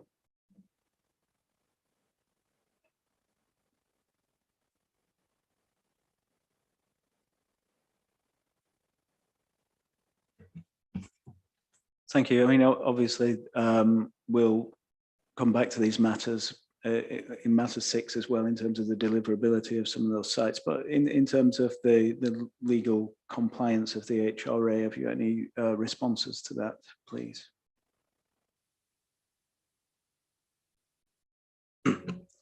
Mr. Beglin can obviously come in on specific legal matters if he wishes to do so, but it's probably appropriate that we take a step back here and look at the broader context as well. This discussion is the discussion that was had at Local Plan Part 1 examination. It was also had at the East Hampshire Local Plan Part 1 examination to their joint core strategy. It was also had at the East Hampshire Local Plan Part 2 examination. And in all three cases, the inspectors found that the approach that was being set out, which was not to have a strategic solution, but for Whitehill Borden, which is the primary development site within 5 kilometres of Wilton East Phase 2, where about 70 to 80%, depending on how you calculate it, of housing within 5 kilometres of the site will be delivered. Provided that was mitigated, that would address the bulk of the impact on the European sites, and it was sufficient for subsequent impacts to be picked up on a case-by-case basis. That was the approach set then, and it was agreed that that approach would be carried forward. Natural England are comfortable with the approach, and indeed they advised on the approach to mitigation with regard to the thresholds that were going to be used and what sites required same and what didn't. And as Redwoods noted in their Matter 5 statement, the council is required to give considerable weight to Natural England's opinion. The HRA is a complete document that does not contain gaps. It identifies the impact in question, recreational pressure on the sites. It identifies the allocations involved. It identifies the mitigation that needs to be provided. For example, with regard to SANG, we know exactly what a SANG involves and how that should be laid out. There's a lot of detail and guidance provided by Natural with regard to that. And crucially, it also identifies and discusses the policy wording that is necessary to ensure the European site is protected. And specifically with regard to the Royal Junior School, which is the site in particular that I think is being discussed here, there is an explicit policy that says that that site cannot be granted planning consent until a specific mitigation solution to protect the European site has been identified. So nothing is being deferred other than the identification of a specific land parcel for mitigation. Now, we're talking about a multi-tiered planning system here, and both case law and European Court advice have indicated that where you have a multi-tiered planning system, it is not necessary for all matters concerning mitigation to be resolved at one particular point. Advocate General Cocott, an advice she gave quite a few years ago, which is one of the few EU cases that concerns HRA in a multi-tiered planning system, said it would hardly be proper to require a greater level of detail in proceeding plans or the abolition of multi-stage planning and approvals procedures so the assessment of implications can be concentrated at one point in the procedure. The High Court in Regina Devon Wildlife Trust versus Timbridge District Council said that for a multi-stage process, so long as there's sufficient information at a particular stage to enable the authority to be satisfied proposed mitigation can be achieved in practice, it's not necessary for all matters concerning mitigation to be fully resolved before a decision maker is able to conclude that the development can satisfy the requirements. This system of the approach that is being followed here is not a new system. It's a system that's been in operation in Waverley and East Hampshire since at least 2016, and is how they grant consents there. So it hasn't been identified as any block on the delivery of housing. And therefore, the HRA report, what is being discussed here is a Matter 6 point about certainty over deliverability of the site. The European site will unquestionably be protected by the policy mechanisms that are built within the plan, and the HRA identifies what the issue is, what needs to be done about it, and what sites will be affected by that. It is common for parcels of land to not necessarily be identified in local plans for those plans to be adopted, but for policy mechanisms to be put in place outlining what is required and ensuring that is delivered before the site is consented, and then the individual parcels of land come forward for individual planning applications. For example, in functionally linked land, which is an issue that isn't relevant here, but it's the principle is the same, which is the need to potentially identify specific land parcels to be delivered to mitigate for effects on European sites. And that's quite a common issue, and it is very common for that issue to be deferred to, for that issue to be explored at the local plan stage, but for the identification of specific parcels of land to be handed down as a matter of detail to then be explored and brought forward at the local plans, at the planning application stage. So while it is true, clearly, since we said it, that in the HRA report, we identified that if you have a site which does not have a specific SANG parcel identified, it is much preferable to have either that SANG identified at this early stage, or for you to have alternative areas of land available and identified. The policy protection for the European site is set out within the policy, and there's no question that the plan will not have an adverse effect on the integrity of the European site. In terms of the further work, without wanting to go too much into these other pieces of land, in terms of further work that is needed on these other land parcels that have been identified, and possibility of calls for sites, these are not the council's intended solution to mitigation for Redcourt. The intended solution there is obviously for the developer at Redcourt to bring forward their own mitigation. That is explicit in the plan. Therefore, it would not make sense for the council to nonetheless have sites that are literally ready to be launched next week to operate as SANG. But it is clear that, and Natural England are comfortable, that although those sites require work to be done, there are multiple opportunities in the council's ownership, which is obviously important because it means you're not beholden to third parties, where SANG could be delivered. And yes, there are matters that need to be gone through, but they are for whenever you're having to deliver potential SANG sites.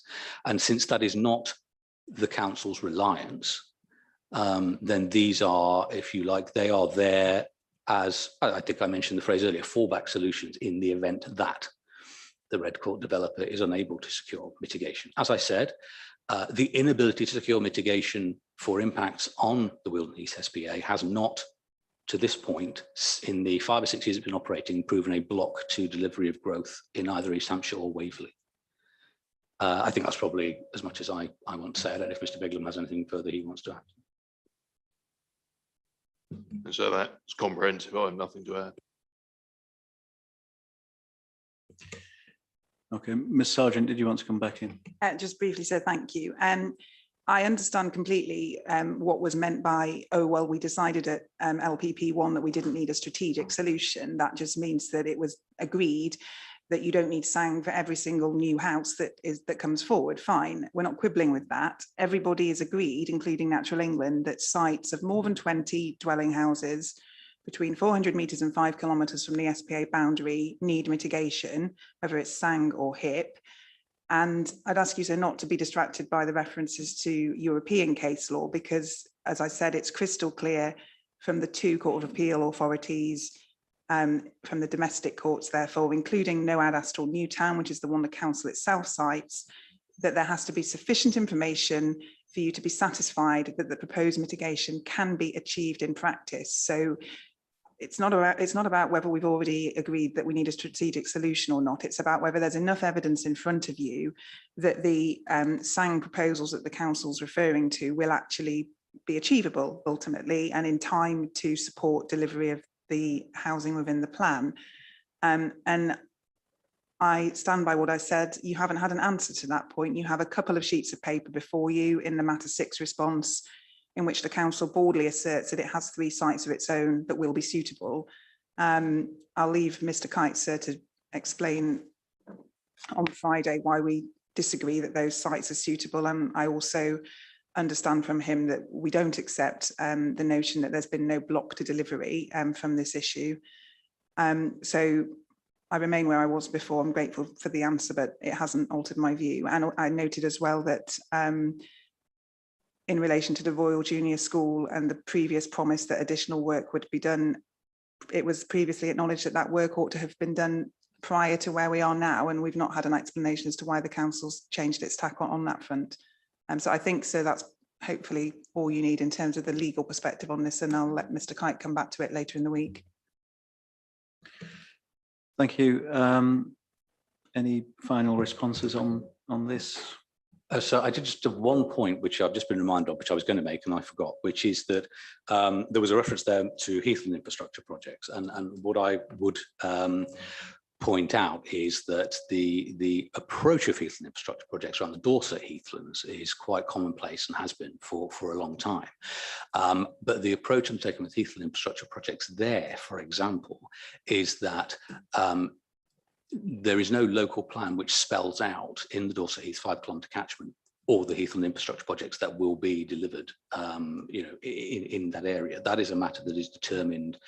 The approach is broadly set out, but the matter is one that is determined for individual planning applications. So again, that's a recreational pressure example there. I also think with regard to Wickham local plan in Buckinghamshire, that a need for recreational pressure mitigation was set out in the local plan and detailed. That was with regard to the Chilterns Beechwoods SAC.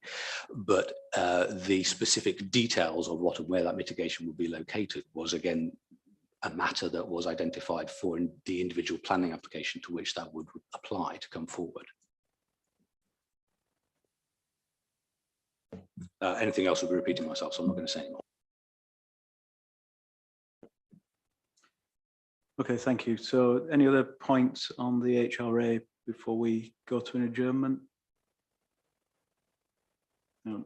Okay, so it's just after 25 to. So if we come back at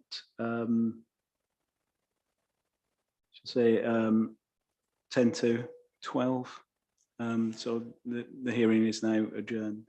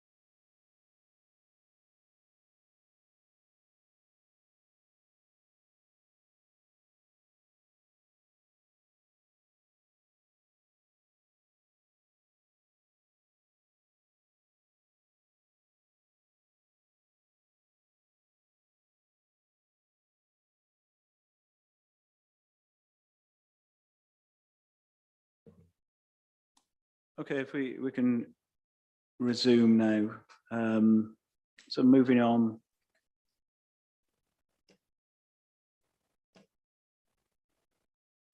To discuss the statement of community involvement. So you have seen that that Redwood have raised concerns about the availability of supporting evidence, particularly the LVIA during the Reg 19 consultation on the addendum. So I'd like to ask for the council for a response on this point, but it'd be particularly helpful in that response if you could highlight when the council became aware that the document was missing and what steps were taken to rectify this and when, and roughly how long was available to those who may have wanted to scrutinise that document. So is that one for Mr. Ellis? I think it is one for me. Yes, I think we were notified quite soon after the consultation started on Regulation 19 addendum about some of the evidence that wasn't available for viewing, and immediately that was rectified. However, we didn't extend the period for consultation as a response to that.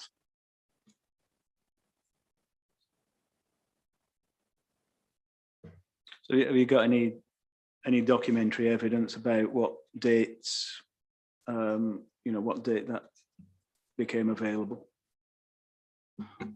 So I'd have to get that for you in the adjournment if that's acceptable. Yeah, if we could add that to the list of actions for today, we'll put that on. So perhaps we can put together a short note dealing with the various questions that you've just asked, and we'll make sure that it's all in one convenient place so that those participants to the examination can see it. Yes, please, that'd be useful. And just picking up on that, is there anything further you want to add at this stage, Ms. Sargent, on that point?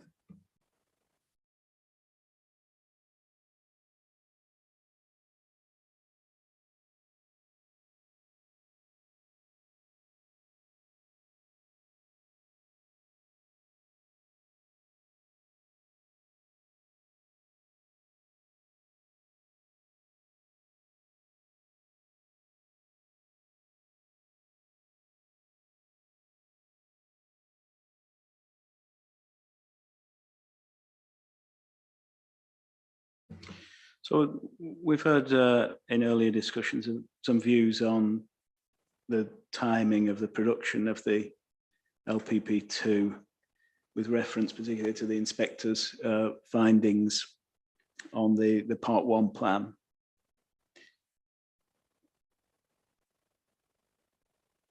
But we're going to go into more detail on this when we talk about housing supply matters, but have you got any views in moving on, to discuss the local development scheme, and noting that, it's been prepared in accordance with the local development scheme up to now, but thinking about what the inspector said about the anticipated timing of adoption, have you got any reactions to those particular points?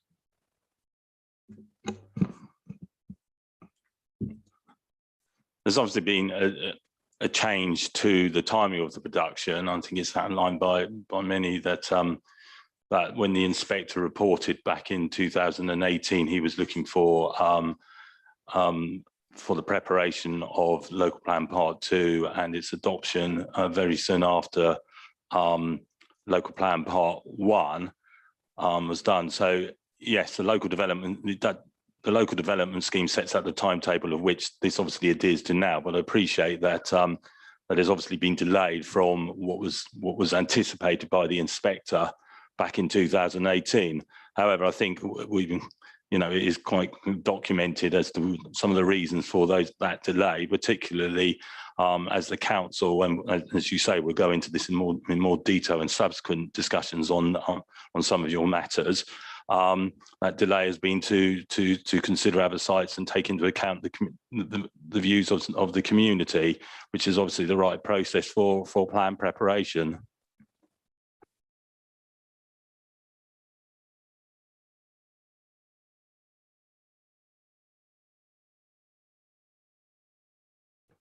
Mr. Neame.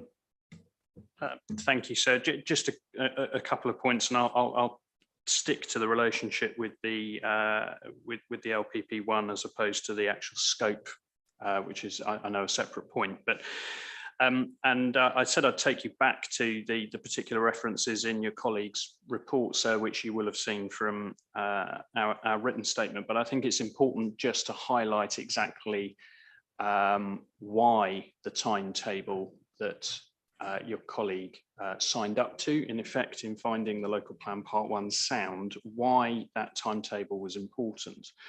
And that's covered in paragraphs 47 and 48 of the part 1 report. And it's noted there that the council intends to bring forward a local plan part 2 quickly, and that the LDS at the time indicates that it was due to be published in June 2018 with adoption in April 2019. There's then the commentary that its early adoption in accordance with this timetable and a positive approach to site identification are critical to meeting the housing requirement. So very clear reason for why that timetable was set. Paragraph 48 goes on to say that part 2 of the local plan is therefore an essential element of the council's housing delivery strategy. Now, we're in a position now where, based on the current LDS, the projected adoption of the part 2 plan is at least 3.5 years behind that timetable put to your colleague at the local plan part 1 examination. So that has fundamental consequences in terms of housing delivery, and it overlaps with the points that colleagues around the table were making this morning in relation particularly to the need for the SA to have considered reasonable alternatives, namely to pick up the slack in terms of the lack of delivery as a result of the timetable shifting, the 3.5 year plus delay. Those are the points I just wanted to make on that relationship now, Sarah. Obviously, I will come back to the detailed housing delivery related points in matter 6, and I've got another point to pick up on scope, but I'll come back to that. Mr. Moores. Thank you, sir. I endorse all of that, and it goes a little further because your colleague also at paragraphs 56 and 57 expressly linked the timetable to the risks to supply. So at paragraph 56, he set out the latest supply position and then the requirement. Then at 57, he says, however, the risks to supply, for example, of variations in the start date and delivery rate at Dunsfold Aerodrome or unforeseen impediments in bringing other sites forward, point strongly to the need for the council to adopt a positive approach towards housing provision and to bring forward part 2 of the plan and encourage neighbourhood plans to identify sites as early as possible. So my submission, that goes directly to the picking up the slack because of the slow delivery under the part 1 plan, foreshadowed by your colleague some years ago. And that's all set out in footnote 6 of our statement on page 6 for this hearing session. Mr. Munton. Thank you, sir. Just to emphasise and support the comments that have been made, I think just to add to what has been said, which I do support, I think it's unlikely that the homes to be delivered from the Milford Golf Course and Dunsfold are going to be caught up. And it goes back also to the point that was being made earlier about this isn't additional numbers, it is picking up the slack.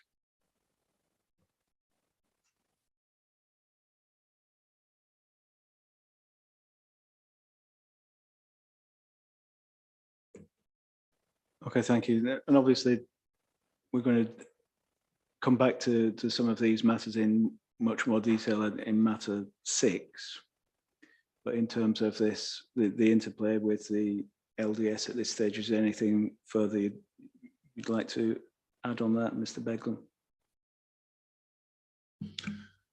So no, I mean the inspector's report, as it was, says what it says, will be read as a whole, and you will have read within that report support for the overarching approach that the council has taken. Issues of delay aside, which have been explained by Mr. Ellis. What is clear is that the inspector was wholly supportive of the overall approach that the local planning authority proposed to take forward, both by bringing part 2 forward, looking at a significant number of sites, and we've looked earlier at what the SA achieved in that respect, and also entirely proper focus on encouraging neighbourhood plans, which of course to an extent lie outside of the local planning authority's direct control. But what one can see locally is a really powerful use of the neighbourhood planning process by a large number of communities who wanted to be involved in the planning process,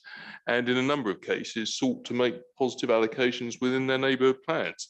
That was an overall approach that was supported by Inspector Ball.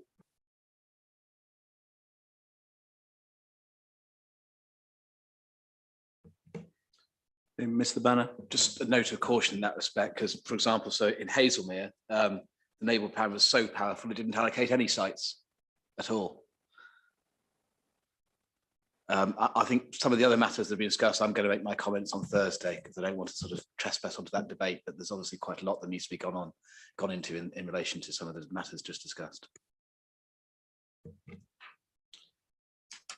Okay, Mr. Munton, is this on the timing point? Well, it was the same point about Milford. Milford also doesn't allocate any sites. So it feels wrong to say that the neighbourhood plans are delivering.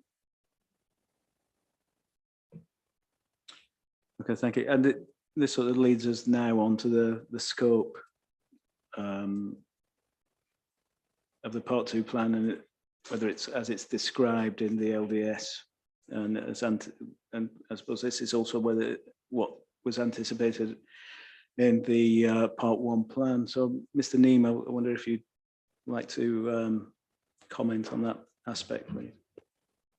Thank you, sir. Just a couple of points, and I'll keep it specific to the scope. But and the scope is set out on page 4 of the LDS. So I'll take that as read. We know what that says. It's broadly reflective of the purpose established through the Part 1 plan, that scope, i.e. that the local plan Part 2 should be used to address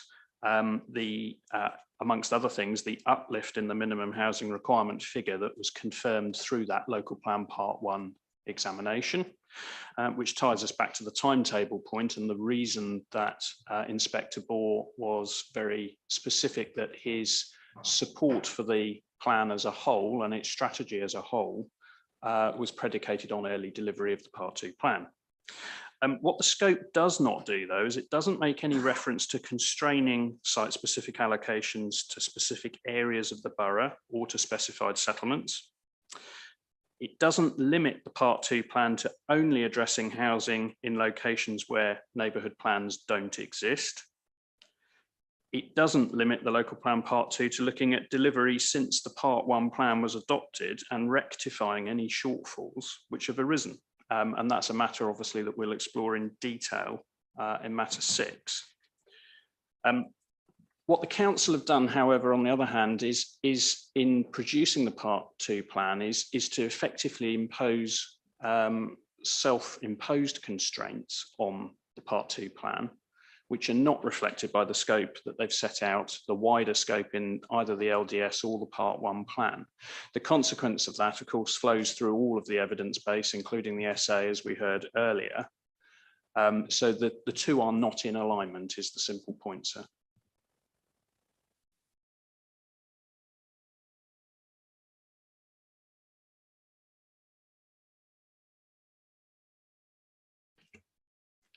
Thank you, Mr. Neame. So in terms of that, you've heard Mr. Neame's view that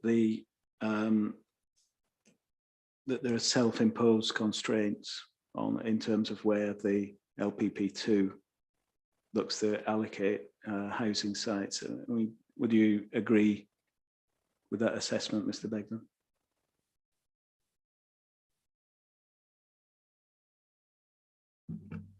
Sorry, maybe Mr. Ellis has things to add to my opening observations, but it's clear that the council decided a specific scope for LPP 2. And it was entirely entitled within the statutory framework to take the approach that it did and to look at various mechanisms that would allow for housing need as identified in LPP 1 to be met. And in that respect, in relation to villages which were covered, I'll take this as an example, in relation to villages that were covered by neighbourhood plans, which made sufficient allocations, then those issues are not dealt with further within LPP 2. That was a decision about scope, but it was open to the authority to make. And so you've referred to and plainly have in mind the key decisions that deal with the scope of plans, the statutory provisions that are discussed within those cases, and the fact that, of course, your examination is of necessity an examination of the soundness of LPP2 in accordance with its scope. And so that's where we are. The council has made certain choices about that, but it is described in its LDS a mechanism for bringing LPP2 forward, which is entirely consistent with those 2 points that I was endeavouring to stress earlier on in the day. One about meeting, and that's the word that's used within the LDS to meet the requirement figure that set out the need. And secondly, this is necessarily implicit to do so in a way that respects the spatial distribution of development that was decided as a strategic policy within LPP 1. So that's why, for example, where there is reference within the LDS to the geographical coverage being in part to the whole authority area, of course, that's true for some of the policies in relation to LPP2. It's true for some of the development management policies, but it's not necessarily true for each and every policy that's contained within LPP2. So I hope that provides some assistance. I'll turn to Mr. Ellis to see if he wants to add anything. I didn't want to add anything, thank you. Thank you. I think this is introducing matters that we'll discuss, I think, in further detail in subsequent matters. But in terms of the scope of the plan, so we've got the LPP2, and then we've got other neighbourhood plans. So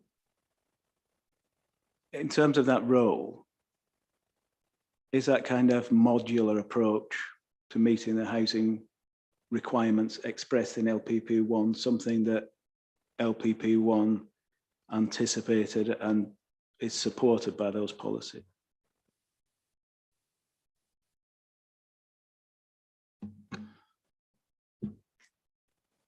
So yes, it is. It's local plan part 1 did see that it would be a matter for local plan part 2 and for neighbourhood plans to meet the housing requirement, and also to set out development management policies.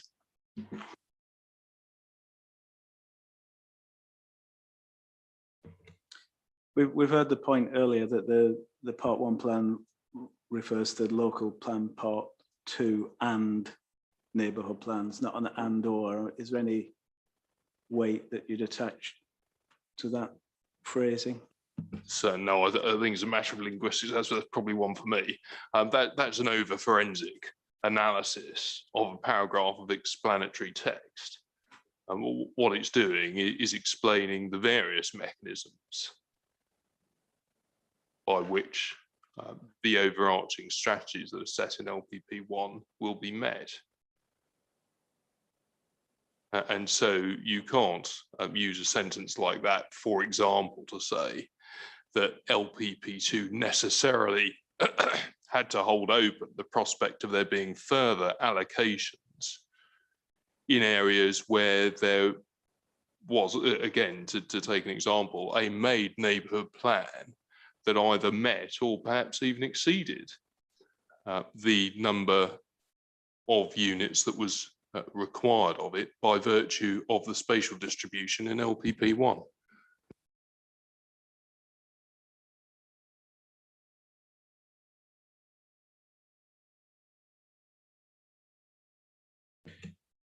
Okay, and in terms of those specific neighbourhood plans that don't make allocations, so with the Milford Whitley neighbourhood plan, I presume Greenbelt may have been a constraint at the time of making that. Yes, and the Greenbelt, at the time when they were looking to prepare their neighbourhood plan, obviously the MPPF said that they can make designations, but the actual changes to the Greenbelt would need to come from local plan part 2. So it was determined by themselves that they would allow local plan part 2 to do that. And I know that the MPPF has now changed, but they remained of the view that it should be Waverley that does their allocations for them in local plan part 2.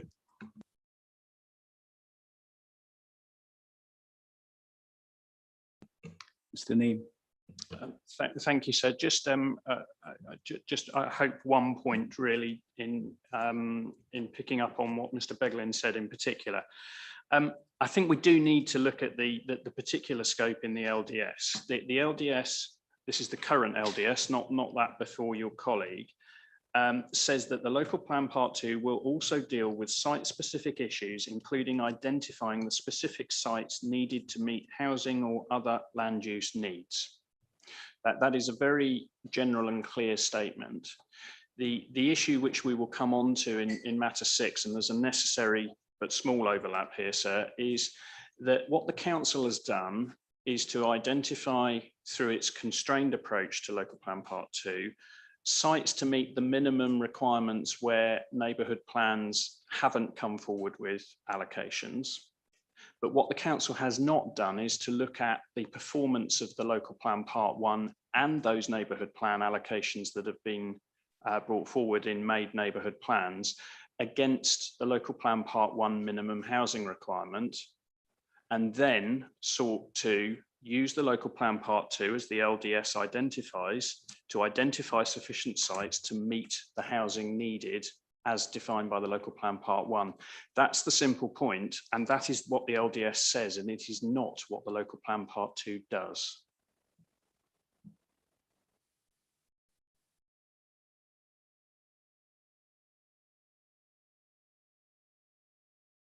Mr. Munton. Thank you. Just 2 short points. The council said that the MPs are allocating sufficient allocations.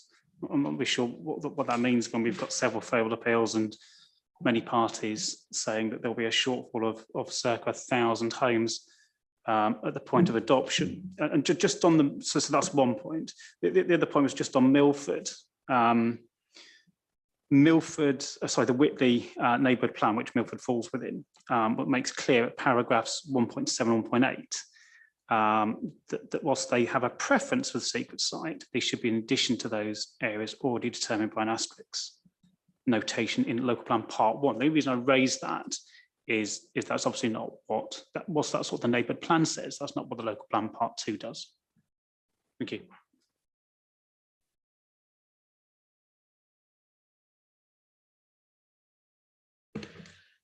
Mr. Mills, and at this juncture, it'd be useful, I think, if you could give us a flavour of the scope of this plan and how that might relate to the Mid Sussex, whether that's got the same scope in terms of what it's asked to do, whether there's that kind of cellular approach with the neighbourhood plans in that district, or whether that's more straightforwardly dealing with delivering the supply of the part 1. Thanks. I'll come on to that after I've made the introductory point, which is really one must sort of step back and look at the big picture here. It's all very well to point to the strategy being strategic allocations in the part 1 plan, and then a modular approach of part 2 allocations in specific settlements and neighbourhood plans in other settlements, all well and good, but they're all driving towards the same purpose, which is meeting the minimum housing requirement identified in the Part 1 plan.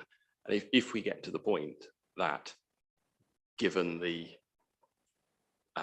delay in supply and delivery under the strategic allocations in the Part 1 plan, the failure to allocate and the slow delivery under the neighbourhood plans, if we get to the point that when we're considering the Part 2 plan, that objective isn't going to be achieved, in a sense, all bets are off. And the work of the Part 2 plan is to do all that is necessary in order to meet that minimum housing requirement. And the council accepts itself, it's its own Matter 6 statement, in answer to your issue 3, question 5 on page 10, that the local plan Part 2 can look at allocations outside Hazelmere and Whitley. Their answer is simply, well, it's not necessary because we're going to meet our minimum housing requirement. So as a matter of law and principle, there is no problem with the Part 2 plan looking at allocations outside those settlements, or indeed additional allocations within them. Taking the solution orientated approach, our position is that the obvious answer to make up the shortfall or pick up the slack is the suite of sites which were identified in the Part 1 plan, asterisked, appraised at the Reg 18 stage. And then as a secondary point, there are other suitable sites, obviously, in other settlements. So, to say, it's all very well to look at the modular structure that was envisaged, but if it's not working and not delivering, very firmly the task of the Part 2 plan is to do what's necessary to meet the requirement. In answer to your specific question on the Mid Sussex plan, I'll pass over to Thank you.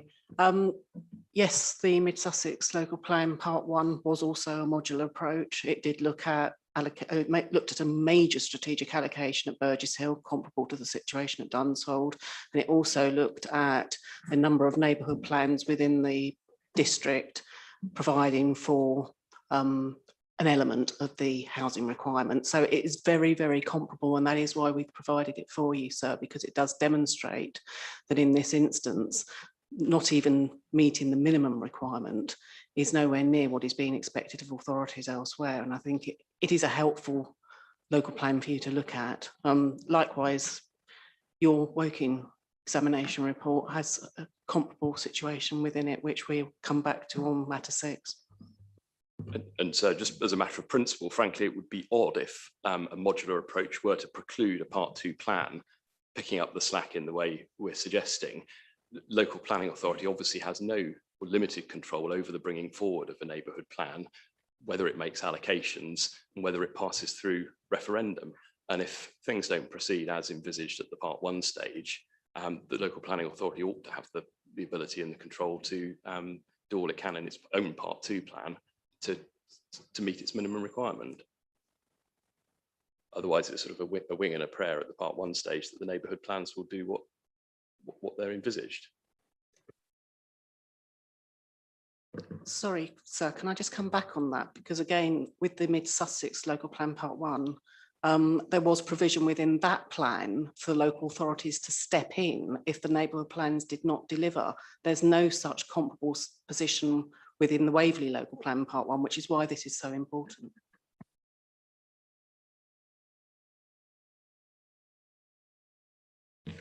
Mr. Banner. Thank you, sir. I'd like to associate myself with what you've just heard from Mr. Neame, Ms. Ashton, and Mr. Mouls. On this point about picking up the slack, I'd suggest that a considerable part of the problem here is that the council has persistently refused to acknowledge the existence or the extent of the slack.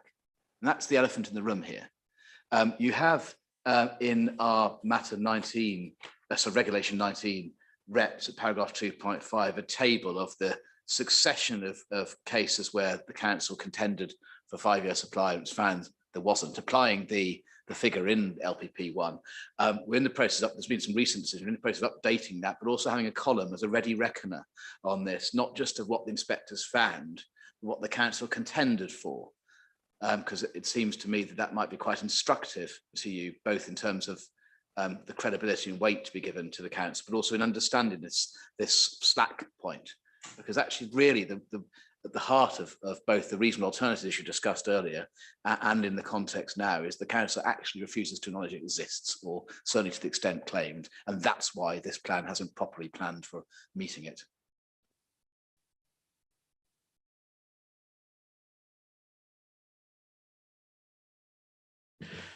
Thank you. Okay, so responses to that, please, Mr. Beglan. So in relation to the points that have been made on Mid Sussex and Woking, the details there, it may be easy to come back to those when we're dealing with the matter 6 responses. And it's not going to be just the form of the inspector's report in those cases that will be important, but also looking at the LDS and the way that those 2 local planning authorities actually presented and sought to put forward the scope of the development documents that were being dealt with there. So that's something that will require analysis as well, because it appears that both of those reports are going to be put forward. I mean, one obviously you're fully familiar with. The other we may need to look at in a bit more detail in some of the background documentation, but we can do that on Thursday. But I come back to a point about numbers and distribution, because what the debate is going to, one suspects, move on to on Thursday is what ought to be done in relation to what has happened at Dunsfold, and whether or not that's kept pace with what the inspector envisaged at the Part 1 stage. Now, that we will suggest, I suspect on Thursday, would necessarily involve potentially looking at issues that take the spatial distribution away from what the scope of Part 1 and indeed implicitly the scope of Part 2 now is. And so those are the kinds of issues that will confront us in bringing forward Part 2. And it's why an important piece of the puzzle is not to neglect the fact that the strategic policies, direction and vision that were set in Part 1, of course, will need to be revisited through a separate process of review. That, as it happens now, is scheduled for the relatively recent future, but be that as it may, the actual chronology of that is not relevant. What that serves to demonstrate is that there is an appropriate policy response to dealing with issues about recalculating the housing requirement and about dealing with the implications that may have for what the spatial distribution of development should be going forward. And those are quite clearly matters central to a successful strategy. They are quite clearly matters that relate to Part 1 and any review of Part 1. And so this issue of scope is going to be one that is going to be firmly debated throughout this examination. It's going to be important to your conclusions. You have, I think, the essence of what we say about the scope in relation to Part 2. I don't know if Mr. Ellis wants to add anything. The only thing I was going to add, sir, was obviously in paragraph 66 of the NPPF, which obviously sets out the need for strategic policies to setting a housing requirement for designated neighbourhood areas. So obviously that is, as Mr. Beglan said, that's set out in local plan Part 1, and it provides that certainty for those communities so that are preparing their plan. So any changes to those housing requirements requires a similar preparation. So as I say, back to dealing with that under a local plan Part 1 matter.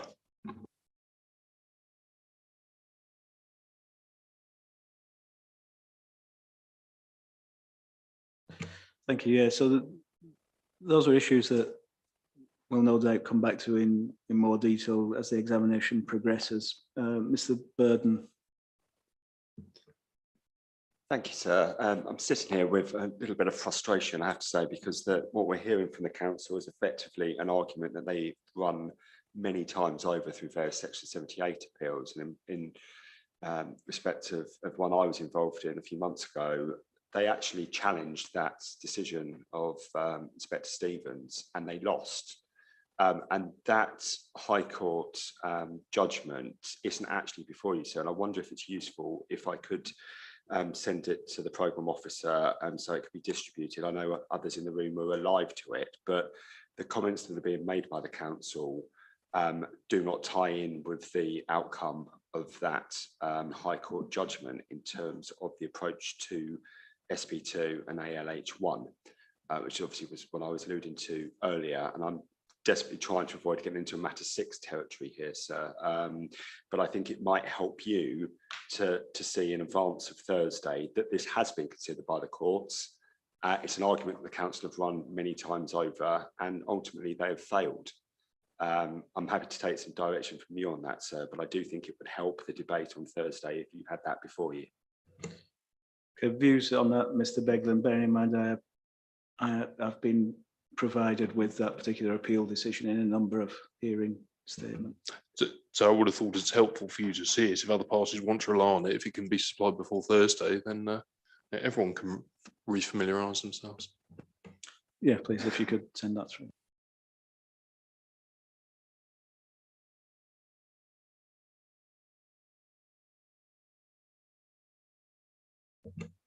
Okay, I've got nothing further on legal compliance matters this morning. Are there any other final points people want to raise before we move on to the climate change session?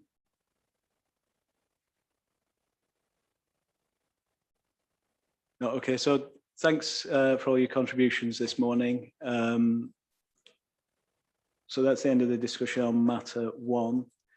We're now going to move on to discussion of matter 2. This is,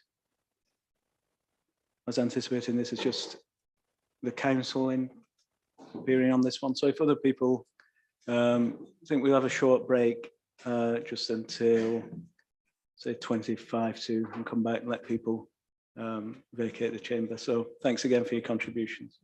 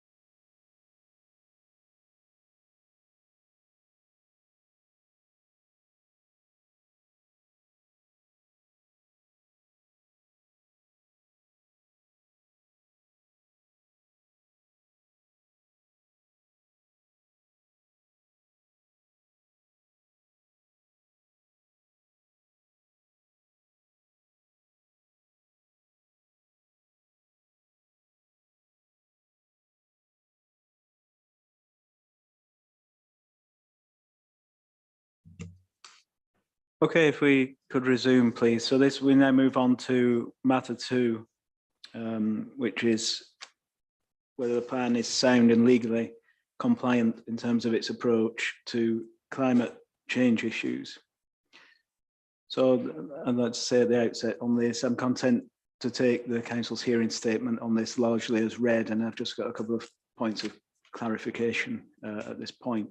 So just by way of introduction to this, could you talk me through the proposed main modification 48 and what it seeks to achieve, please? Yes, so the strategic policies in relation to climate change are set out in Local Plan Part 1. That's policy CC1, CC2 and CC3 of Chapter 17. However, since Local Plan Part 1 was adopted, the council voted to have a climate emergency motion in September 2019, and therefore in the Regulation 19 pre-submission Local Plan Part 2, we introduced policy DM2 into the plan to deal with energy efficiency. However, in June of 2022, last month, Part L of the building regulations were updated, and that came into effect. And that essentially supersedes the policy DM2 as submitted, because policy DM2 was requiring 20% reduction in carbon emissions against the previous Part L of the building regulations. However, the new Part L of the building regulations actually requires new dwellings to meet 31% reduction. Therefore, the council has put forward MM 48 to amend that policy to reflect the changes to the building regulations. The council is not putting forward a different uplift to the building regulations, as that hasn't been tested in terms of viability. And therefore, we think the best approach for policy DM2 is to require proposals for new dwellings to demonstrate through an energy statement how emission savings have been maximised at each stage of the energy hierarchy towards achieving minimal carbon emissions, but without setting a specific rate which needs to be met. Thank you. So in effect, what the main modification is supportive of proposals that seek to achieve greater carbon emissions than the new building regs, but it doesn't set its own target. Yes, that's correct. You know, in relation to the climate emergency, which has been declared by the council, obviously the council is very keen to do whatever it can to address that climate emergency, and therefore the council will be very supportive of any applications which come forward which go above and beyond what is required by the building regulations, but is not requiring developments to meet anything above that.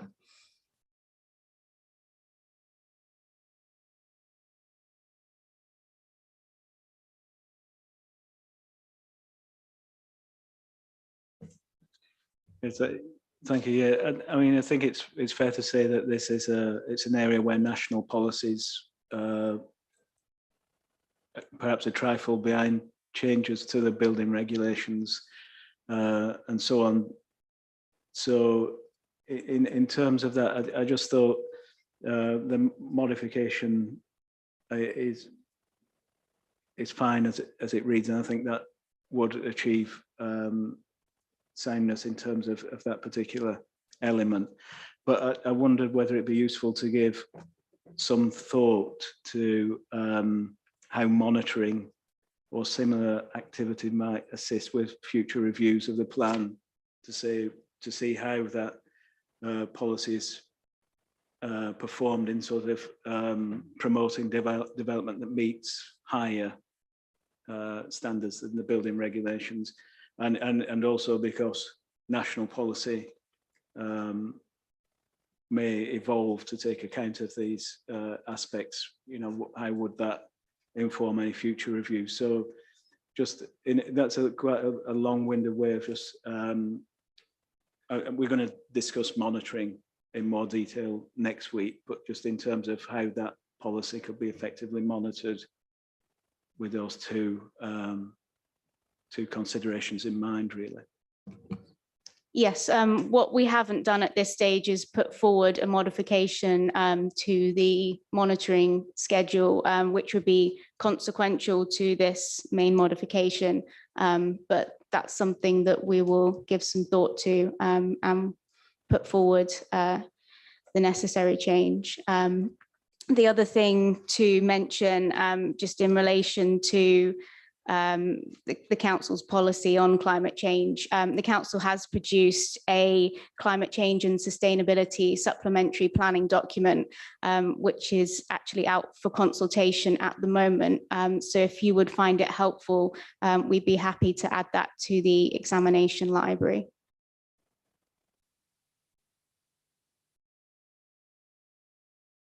Yes, please. That'd be useful to have. So, what's the anticipated adoption date for that document? So the consultation runs until the end of this month, and we are anticipating that adoption will be in October of this year.